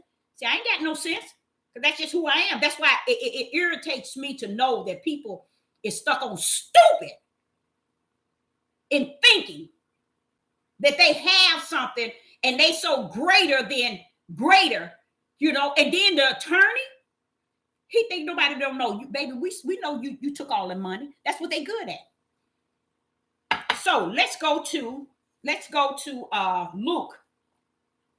Let's go to Luke. But that's what Proverbs 23, verse 5 and 4 and 5 is saying. Just like I was telling you, they get bloated headed. You see? But I wasn't bloated headed. I was just gonna give it all away. I know I don't have it. I know I don't have it, and I ain't gonna sit and tell you I do. Okay, Luke chapter 18. Luke chapter 18, verse 22. Let's see what Luke is saying. Luke chapter, let me see, I'm almost there. Yep. Luke chapter 18. Yep, we're going to go Zoom. As soon as I get it together, hopefully I'll work on it tomorrow. Luke chapter 18, verse 22 through 25. Where is it? 18, 22. And now in verse 22, Luke chapter 18, verse 22. Now, when Yeshua heard these things, he said unto him, yet lacketh thy one thing. Who is he talking to? Wait a minute. Okay, he's talking to, wait a minute. He said, you lack it one thing. Oh, a certain ruler asked him, saying, Master, a good master, what shall I do to inherit eternal life? And verse 19, Yeshua said unto him, why calleth thou me good? None is good, save one, that is Yah. Verse 20, thou knowest the commandments. Do not commit adultery. Do not kill. Do not steal. Do not bear false witness. Honor thy mother and thy father. And he said, and he was a ruler, all these have I kept from my youth. Now, Yeshua heard these things. Now, it's trying to get you to understand when he said that, Yeshua, that's what triggered Yeshua to say what he said. He heard it loud and clear. And he said, ye lacketh thy one thing. Sell all that I have and distribute unto the poor, and thou shalt have treasures in the heavens. And come, follow me. How you like them now? You want to figure out where's the treasures in the heavens? How can I build on the treasures in the heaven? You get what I'm saying? And guess who the poor is? It is those who are righteous. Almost to the point you should be able to know who they are already. That's why the righteous was saying, when did we do that? When did we do that? He said, well, look, when you've done it unto the least of you all which are righteous, you have done it unto me. So listen to what he said.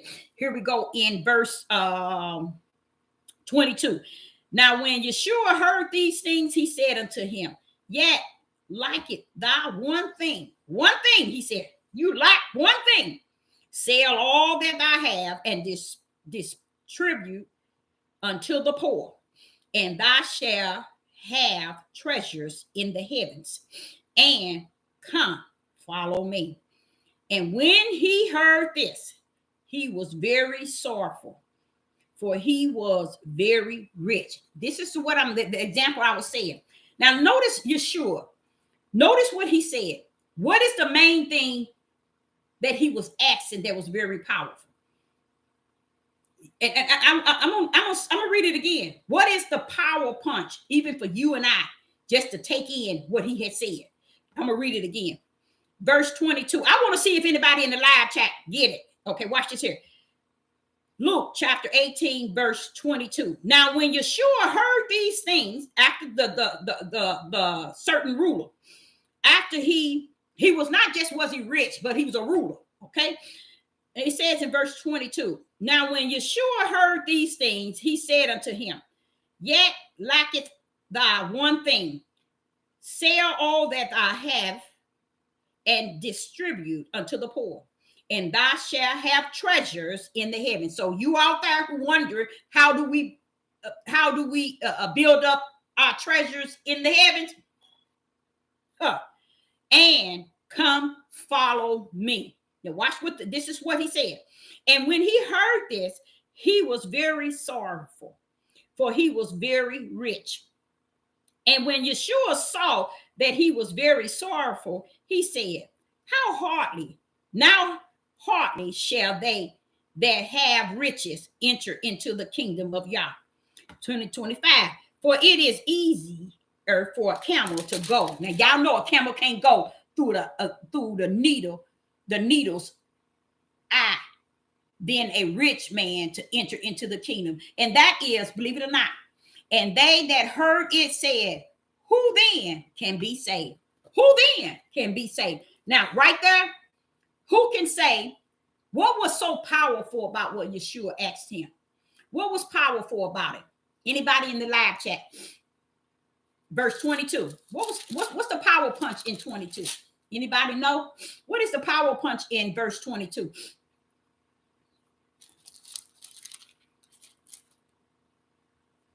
Anybody? I guess nobody in the live chat knows. I'll give you a few minutes to just think about it. Verse 22. What's the power punch? It's a power punch in there, y'all. A real power punch.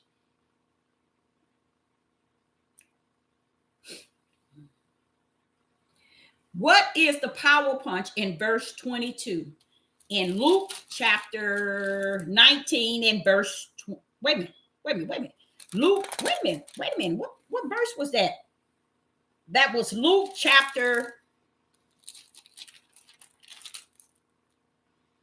18, verse 22. What is the power punch? Yep, you got half of it, but what is the power punch? You got it's one word. It's one word. That's a power punch. And I'm going to tell you why it's a power punch. But you got it. But you got to just have one word out of that. It's just one word. You got it, but you got to pick out that one. That one word.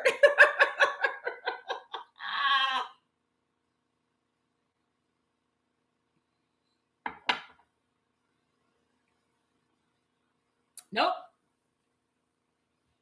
Just one word. Nope.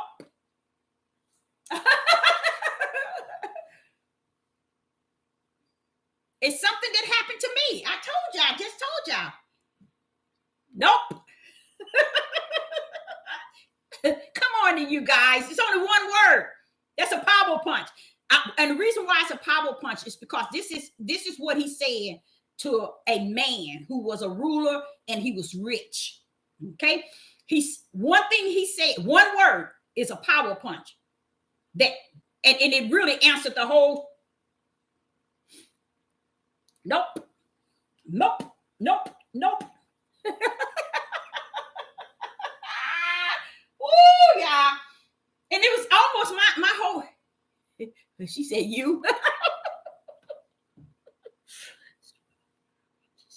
In heaven, no, but that's what we're supposed to be doing. But what is in here? Okay, you almost got it, but you just one word. If you want to be rich, everyone give it all away. It's only one word. Y'all ready? The one word is Luke chapter 18 and verse 22. The power punch was the same thing that sister. There you go. You got it. Oh, you got it. Very good. That was good. That was really good to do a comeback like that, because you gave a whole couple of sentences, but you nailed it. That's right. Oh, that's it. Because think, if he wasn't asking for all of it, don't you think the man probably would have gave something? Look at old silly Sister Deborah. What did Sister Deborah say about herself? What did I say? When he told me to look at my list, he said, you already got a 300,000 that you already done gave out based on your list. I ain't finna give you no $300. I ain't finna give you no $300,000 to give it to people who ain't entitled to the blessing that I would have to give to you. No, I'm giving you nothing to give away to somebody. Why? I had already given it all. You see that? See what I had already done? I had already given it all. Yes, sell it all. See, if he would have told him to give some to the poor, that man wouldn't have had no problem. But when Yeshua said give it all, that was like, that was the power punch. That would have hit me in the stomach. Oh! But like I said, I ain't got no sense. I had wrote that 300,000 down, and I just knew that was good. So that was a good one. That was a good one. Oh, had he told the man, come on, give half, that man probably would have been, oh, sure. But he told him, give it all. So that's the power punch in that message right there. It was all. And he wasn't, that man said, no, wait a minute, hold up. No. Now, if you would have said, give him some, I could see, but you telling me to give it all, I'm out. And he left. And what was he turning down? Eternal salvation. Did y'all know that? He turned down eternal salvation. The richest on the earth was better than eternal life. Ooh, that was deep. That is deep. And he said, what he said, example of an eye of a camel, a needle, a camel to go through a needle. That was deep. James, in the book of James, chapter 2, verse 5. In the book of James, chapter 2 and verse 5. But yep, that was the power punch in there. Oh, when he said that, the man said, wait a minute, hold up. I'm by so long. That man got out of there. And don't think y'all didn't know he was going to do that. No, ain't nobody needs, baby. The man didn't even understand. He telling you to give it to the poor, but guess what? Who rests in the poor? The righteous one. So you was just getting your place in heaven if you would have did it. Oh, no, he knew the man wasn't going to do it. Okay, James, because it's too hard. People won't even give $2, let alone shoot to the righteous. So I already know that man ain't going to give up nothing. Okay, James chapter 2 and verse 5. Someone is calling my phone. It must be emergency. Hold on.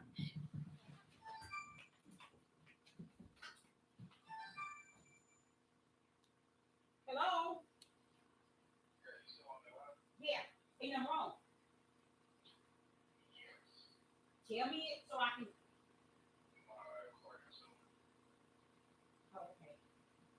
So where you at?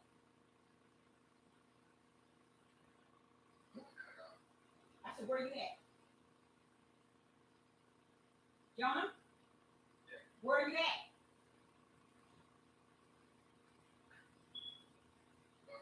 Yeah, I said, where are you at? Oh, okay. Let me call you right back. So, did you call the police and everything? Yeah. Okay, then. Let me call you right back. Okay?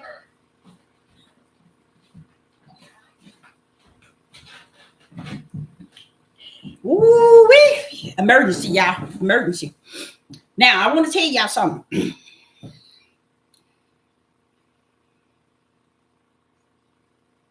I told y'all I was troubled today. I was troubled because y'all was saying something to me.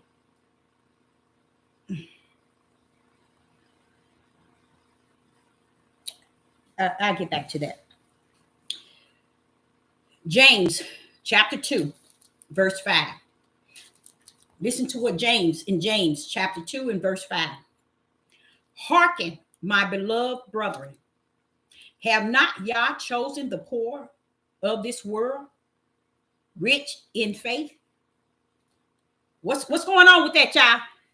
Can you see the brand? Can you see the brand up in there? Listen to it. Listen to what it's saying.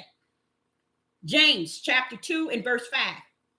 Hearken, my beloved brethren, have not Yah chosen the poor of this world, rich in faith? There you go, faith. That's good. That's good. You see that? Very good. That's another one of them brands. Do y'all see what Sister Deborah is talking about? Those 4 brands. Those 4 brands is Yah's brand before you get down here. You see how nobody has the power to control you down here? If he didn't brand you up there, you see why I say that don't be listening to these people? If he got the power to brand you up there, who are these people down here telling you, and you're the one that's branded? That's why Sister Deborah don't let him do that. Not to her. That's why I don't listen to her. Now, is there those out there that I do listen to? Yeah. Especially when the Father says, sit your tail down and listen. I listen. But do you see? You see where it says, watch this here.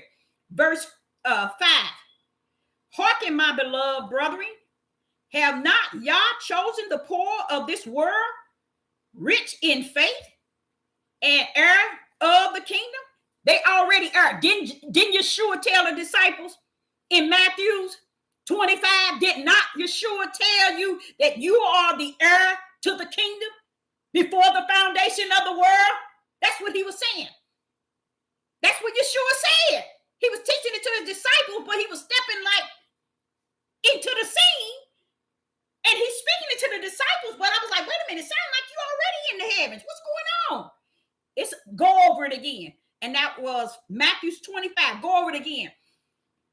Even though Yeshua telling it to the disciples, it sounded like he was just stepping straight into it. Now listen to this. It says, hearken, my beloved brethren, have not Yah chosen the poor of this world, rich in faith, and heirs of the kingdom?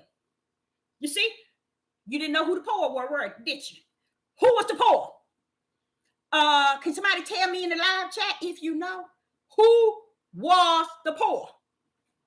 Who is the poor? Who is the poor, y'all? There you go again. Righteous.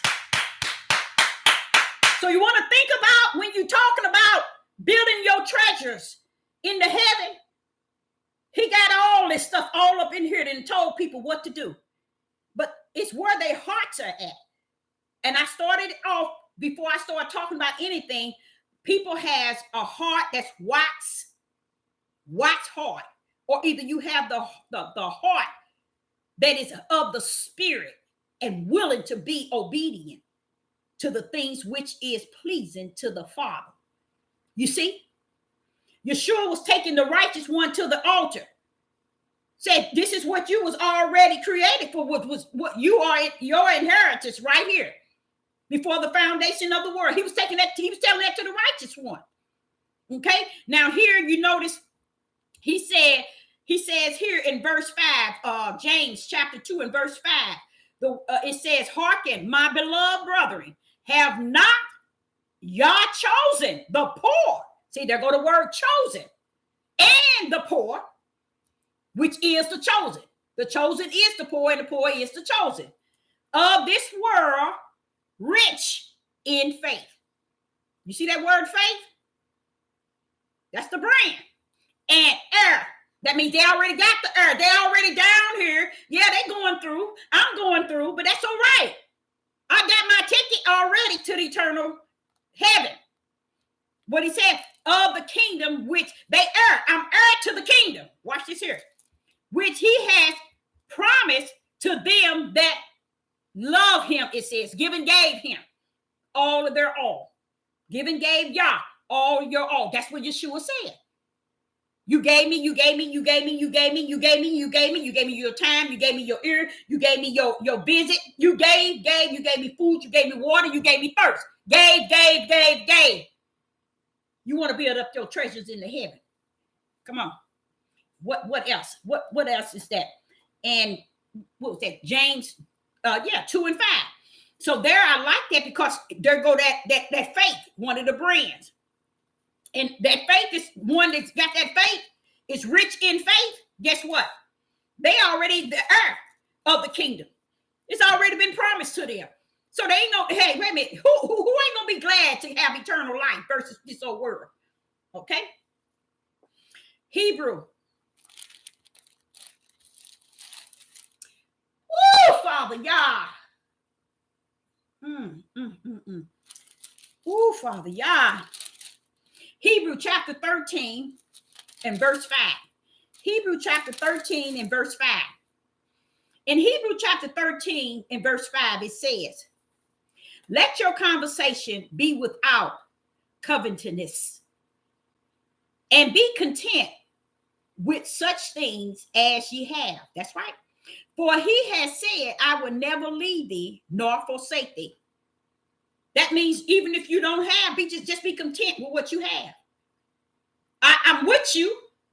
Didn't I give you a lane to run in, Deborah? So what are you talking about? You see, I was explaining to you all yesterday, seeing like every time I get some transportation, it goes. It's like it comes and bam, it's gone. And I'm like, Father, why can't I get A to B? I'm not asking for A to Z. You see, he's saying be content with what you have and what you have not. Because I got you when you finish. You might not have the richest in this world, but I have taught you your daily bread. So how you like me now? You see, he has taught me my daily bread. Meaning I didn't tell you was going to get something from A to B you're going to have year after year after year. Look. What did I teach you? Give me my daily bread.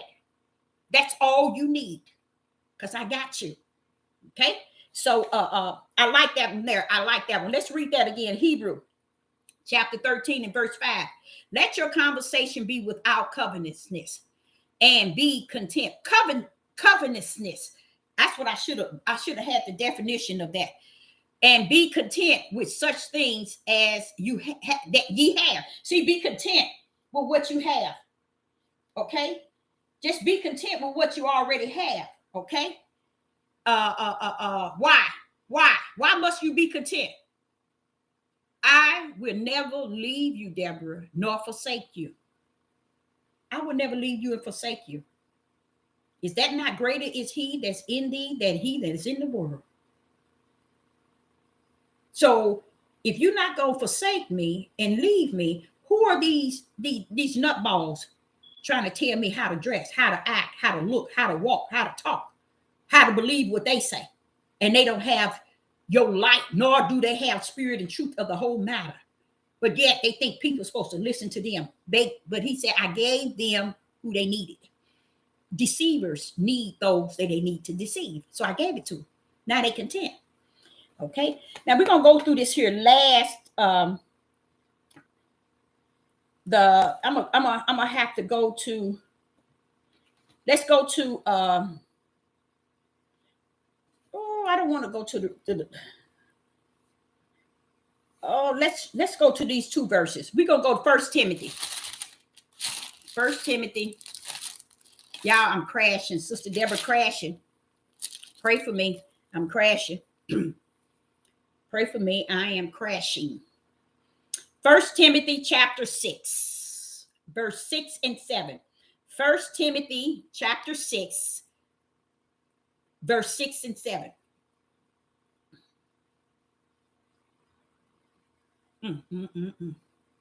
Verse 6 says, First Timothy chapter 6, verse 6. But godliness with contentment is great gain. For we brought nothing into this world, and it is certain we can carry nothing out. That's a powerful statement, y'all. That is a very powerful statement. So why are we thinking, why are we racking up stuff, y'all? Like we're going to take it right out to the grave when we go in the grave. Why are we building and buying and making our empire, or our what is it, when they was trying to build a tower, making our tower what we want it to be on this earth? Why is people buying, like I was saying, this one man bought his son, how many acres was that? There was a lot of acres. What can your 16-year-old do with all those acres? And it's a lot of them now, buying a lot of acres. And all you see is them and theirs. They won't bring no one else on them acres unless they want to control the mass. Then they're like Pastor Dow, fully got mind control. That's not about y'all. Let's go over that again. Verse 6. But godliness with contentment is great gain. For we brought nothing into this world, and it is certain we carry nothing out. So don't build your treasures on this earth. And like I try to explain to people, and I always use myself, and I'm talking about family members too. Sister Debbie could be here today, be gone tomorrow. You see? Don't just think I'm just going to be here to do everything. And that's only my value. I'm only worth what I can do. And that's all you saw all these years is what I can do. Not who I am in the Most High, y'all. Not all that he has blessed me with the power in my hands to do. Not that. Just only what I can do for you. That's not of Yah. You come in and you take nothing out. So why are you building up treasures here on the earth? And he said he's coming. You know, that's something we might need to think about. It's just trusting in our daily bread. Meaning, stop buying. Okay? If you're buying something, purchase stuff that you're going to use to be a great investment toward what can actually take place. Like with me, when I go to the estate sales, I always get these portable heaters that you don't have to use any electric or nothing. And I have them, but I have them in the basement, for emergency use. And with these heaters, I have the ones that you can cook on, survive those things. But if I get them for $1 and $2 at a estate sale, I'm not really paying very much. But guess what I did? I got enough. I don't keep buying it. Just enough to be here for somebody else. And that's how I told y'all I don't have sense. I can't even see myself using nothing that I have stored. That's sad, ain't it? Well, why are you storing it? For somebody else. Because they don't have the sense to put away a little something. I just thank the Father for just being what he has been for me and to me since I was a little girl. It wasn't nothing Sister Deborah could not do. He never wanted me to limit myself and the abilities of the gifts that he has given me. And I look back over my life and I say, well, you sure did me in good, Father. And I give him all glory and honor. But he wants us to understand, stop buying for your tomorrow. And this is why he said, build up your treasures in the heavens. And then Yeshua came and told y'all, he telling it to the disciples, and then he stepped up out of the disciples. And I said, wait a minute, Yeshua, where you going? What you mean you up in the glory in heaven at your throne? Wait a minute, hold up. When you just talking to the disciples? But that just shows you got to let him take you there. He got to take you there. And that's what the Ruach do.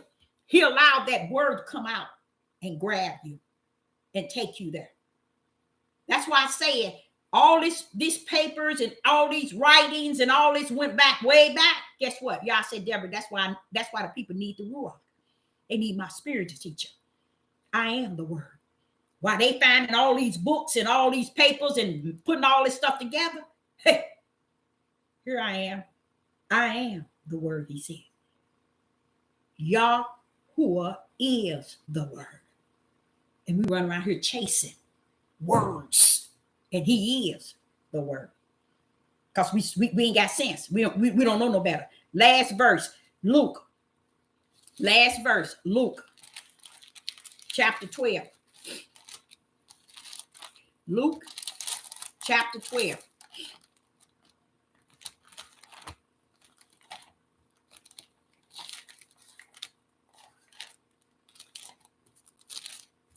Luke, chapter 12.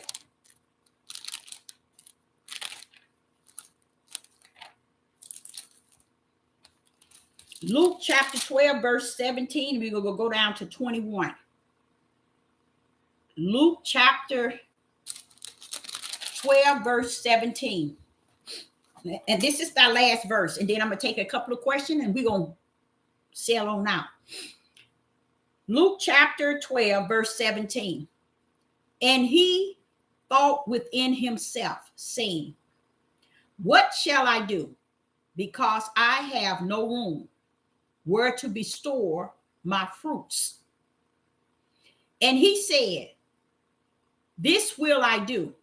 I will pour down my barns and build greater. Is that not what these people are doing here today? Did you all know when he said that it's going to be like the days of Lot? Did y'all know also he said it's going to be like the days of Noah?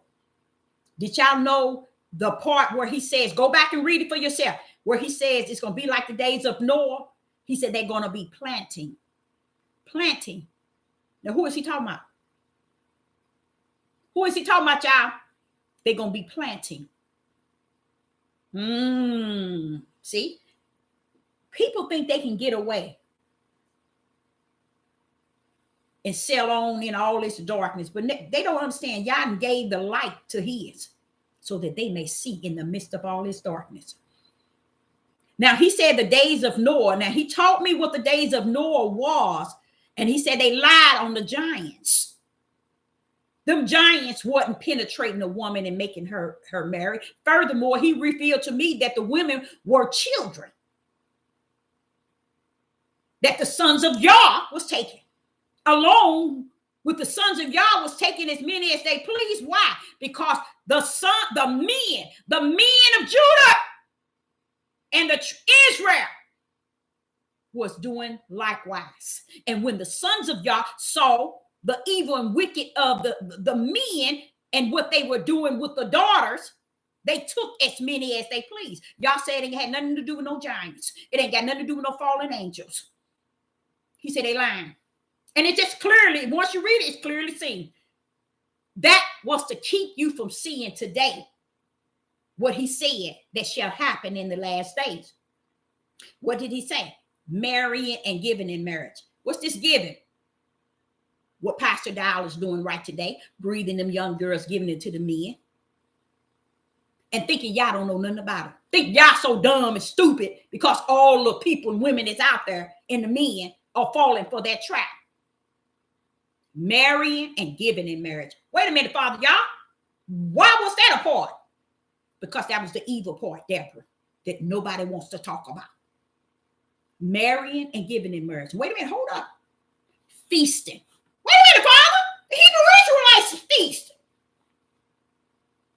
Feasting. See, y'all try to make my father a lie, but you're going to be a lie as long as you live. Until you die, you're going to come up and be judged and still going to be a liar before the throne.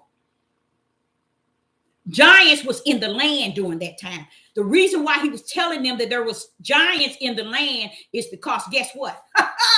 When he was doing the flood, the giants weren't going to even live beyond it. That's what he was saying when he was saying there was giants in the land. He wasn't saying giants were having the daughters. And y'all shared with me that a lot of the daughters that the men were having were babies. They were young women. He saw all that mess.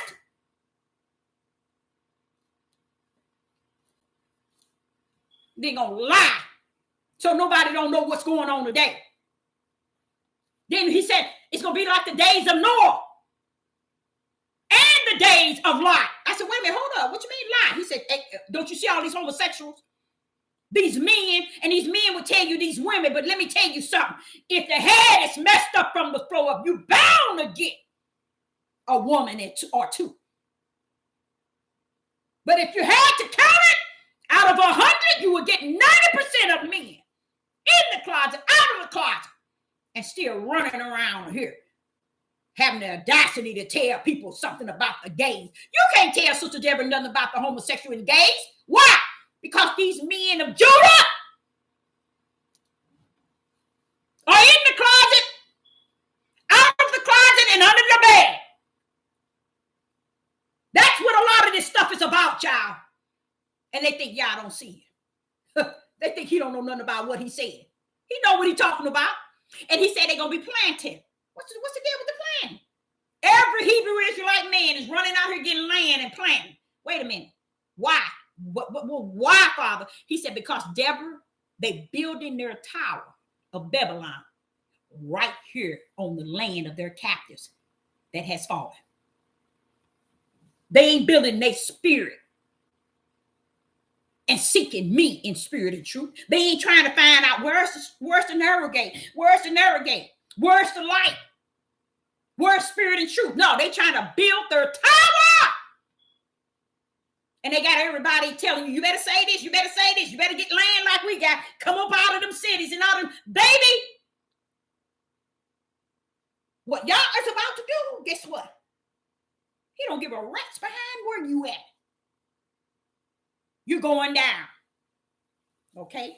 Now, in verse 17, Luke chapter 12, verse 17. And this is an individual. Watch what he said. Verse 18. And he said, this will I do. I will pour down my barn and build greater. That's what Pastor Dowson was doing. Building it. He taking all the wealthy men that played different sports and taking all the money from the people. And he building up Babylon on the earth. Yes, he is. His own little Babylon. Now watch this here. In verse 18. And he said, this will I do. I will pour down my barns and build greater, and there will I bestow all my fruit and my goods. That's what they're doing. Listen to that. This is Yeshua. Watch what he says. Verse 19. And I will say to my spirit, Spirit, thou hast much good laid up for many years. Take thy ease, eat, drink, and be merry. Is that not what he said in the days of Noah? They're going to be doing, and that's where we're at. They are going to be doing these things, and that's what they're doing. They're going to be left right here. Okay, watch this here. Verse 20. But y'all said, come on now. Wait a minute, hold up. How y'all saying this? You sure? You got message? Yeah, I got message. Verse 20. But y'all said unto him, thy fool, this night thy spirit shall be required of thee. Then whose shall these things be which thou hast provided? 21. So is he that laid up his treasures for himself and is not rich toward Yah. So I want to let everybody out here, you go on, lay up your treasures. Lay up your bank account, lay up everything you want. It's going to be waiting for you right here. And that's where you're going to be left, right here. Go back over Luke chapter 12, verse 17 and verse 21. I got on here the end. Read that. See, he figured, hey, I got all this restored and got this here for years. So I know I'm taken care of. That's what a lot of people are getting ready for. Preparing. But wait a minute, hold up. What are you doing for your spirit? Are you preparing for the kingdom? Are you giving to the righteous one? No, they ain't got time to give to the righteous, because when they go out here, they want to give to the poor. They going for the wrong reason. I'm gonna give you a testimony. I'm gonna let you go because something just happened in the family, and I have to cover it.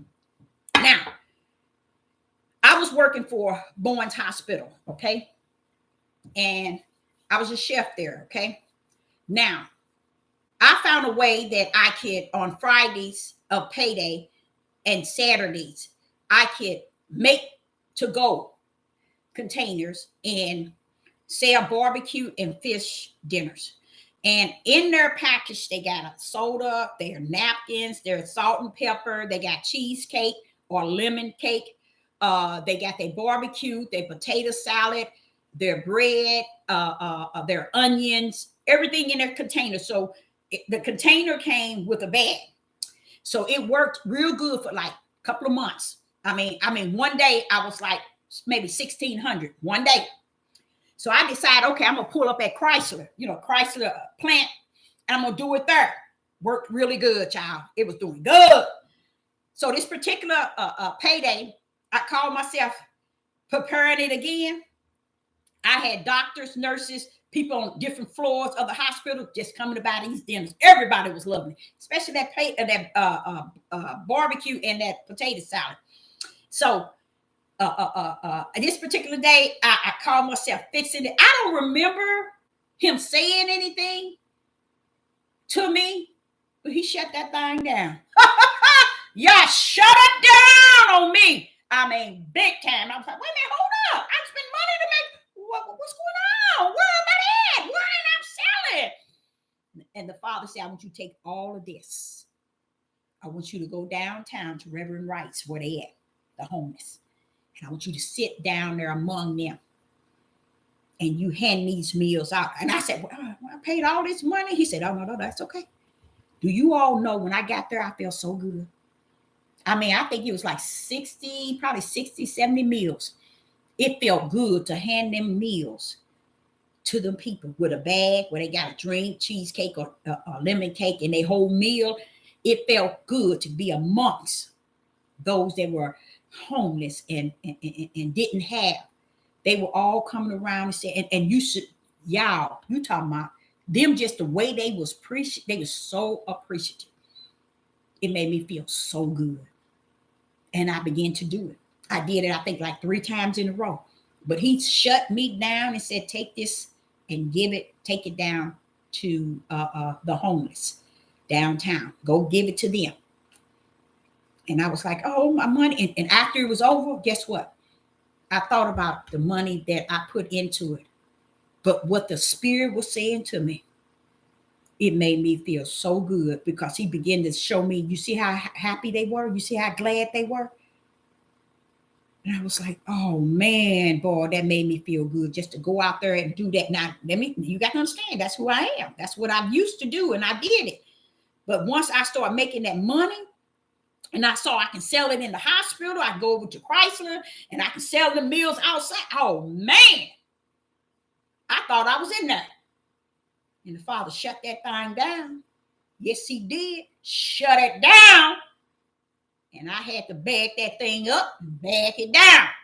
box that stuff, make sure, took it out, and then people just, oh, they were so, the words that they said made me feel so good. Oh, they were so good. And some of them came to get more than one, and I didn't have no problem. No problem. So I thank the Father for allowing me to be the person that He has called me to be. And I give Him all praise and glory for who He is, who He was, and who He's going to be. And I got to say all three, because before He is, He was. And before He's going to be, He's already been. When you see Him like that, then you know you in there. Because that tells you, you don't have to focus on any and everybody telling you did. And you don't even have to listen to Sister Deborah. When greater is He that is in thee than he that is in the world, you in there. You don't have to worry about nothing.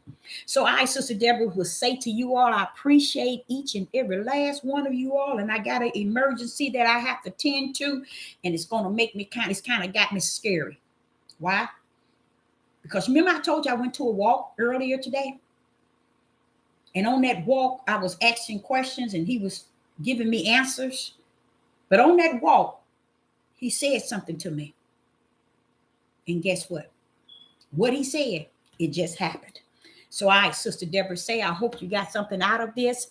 And I want to thank each and every last one of you all for tuning in. And I will be back. And you know what? We're going to go Zoom. I guess that's what it's called. I hope I'm able to do it. But you know what? I will be. Because the thing about it, I had already set it up.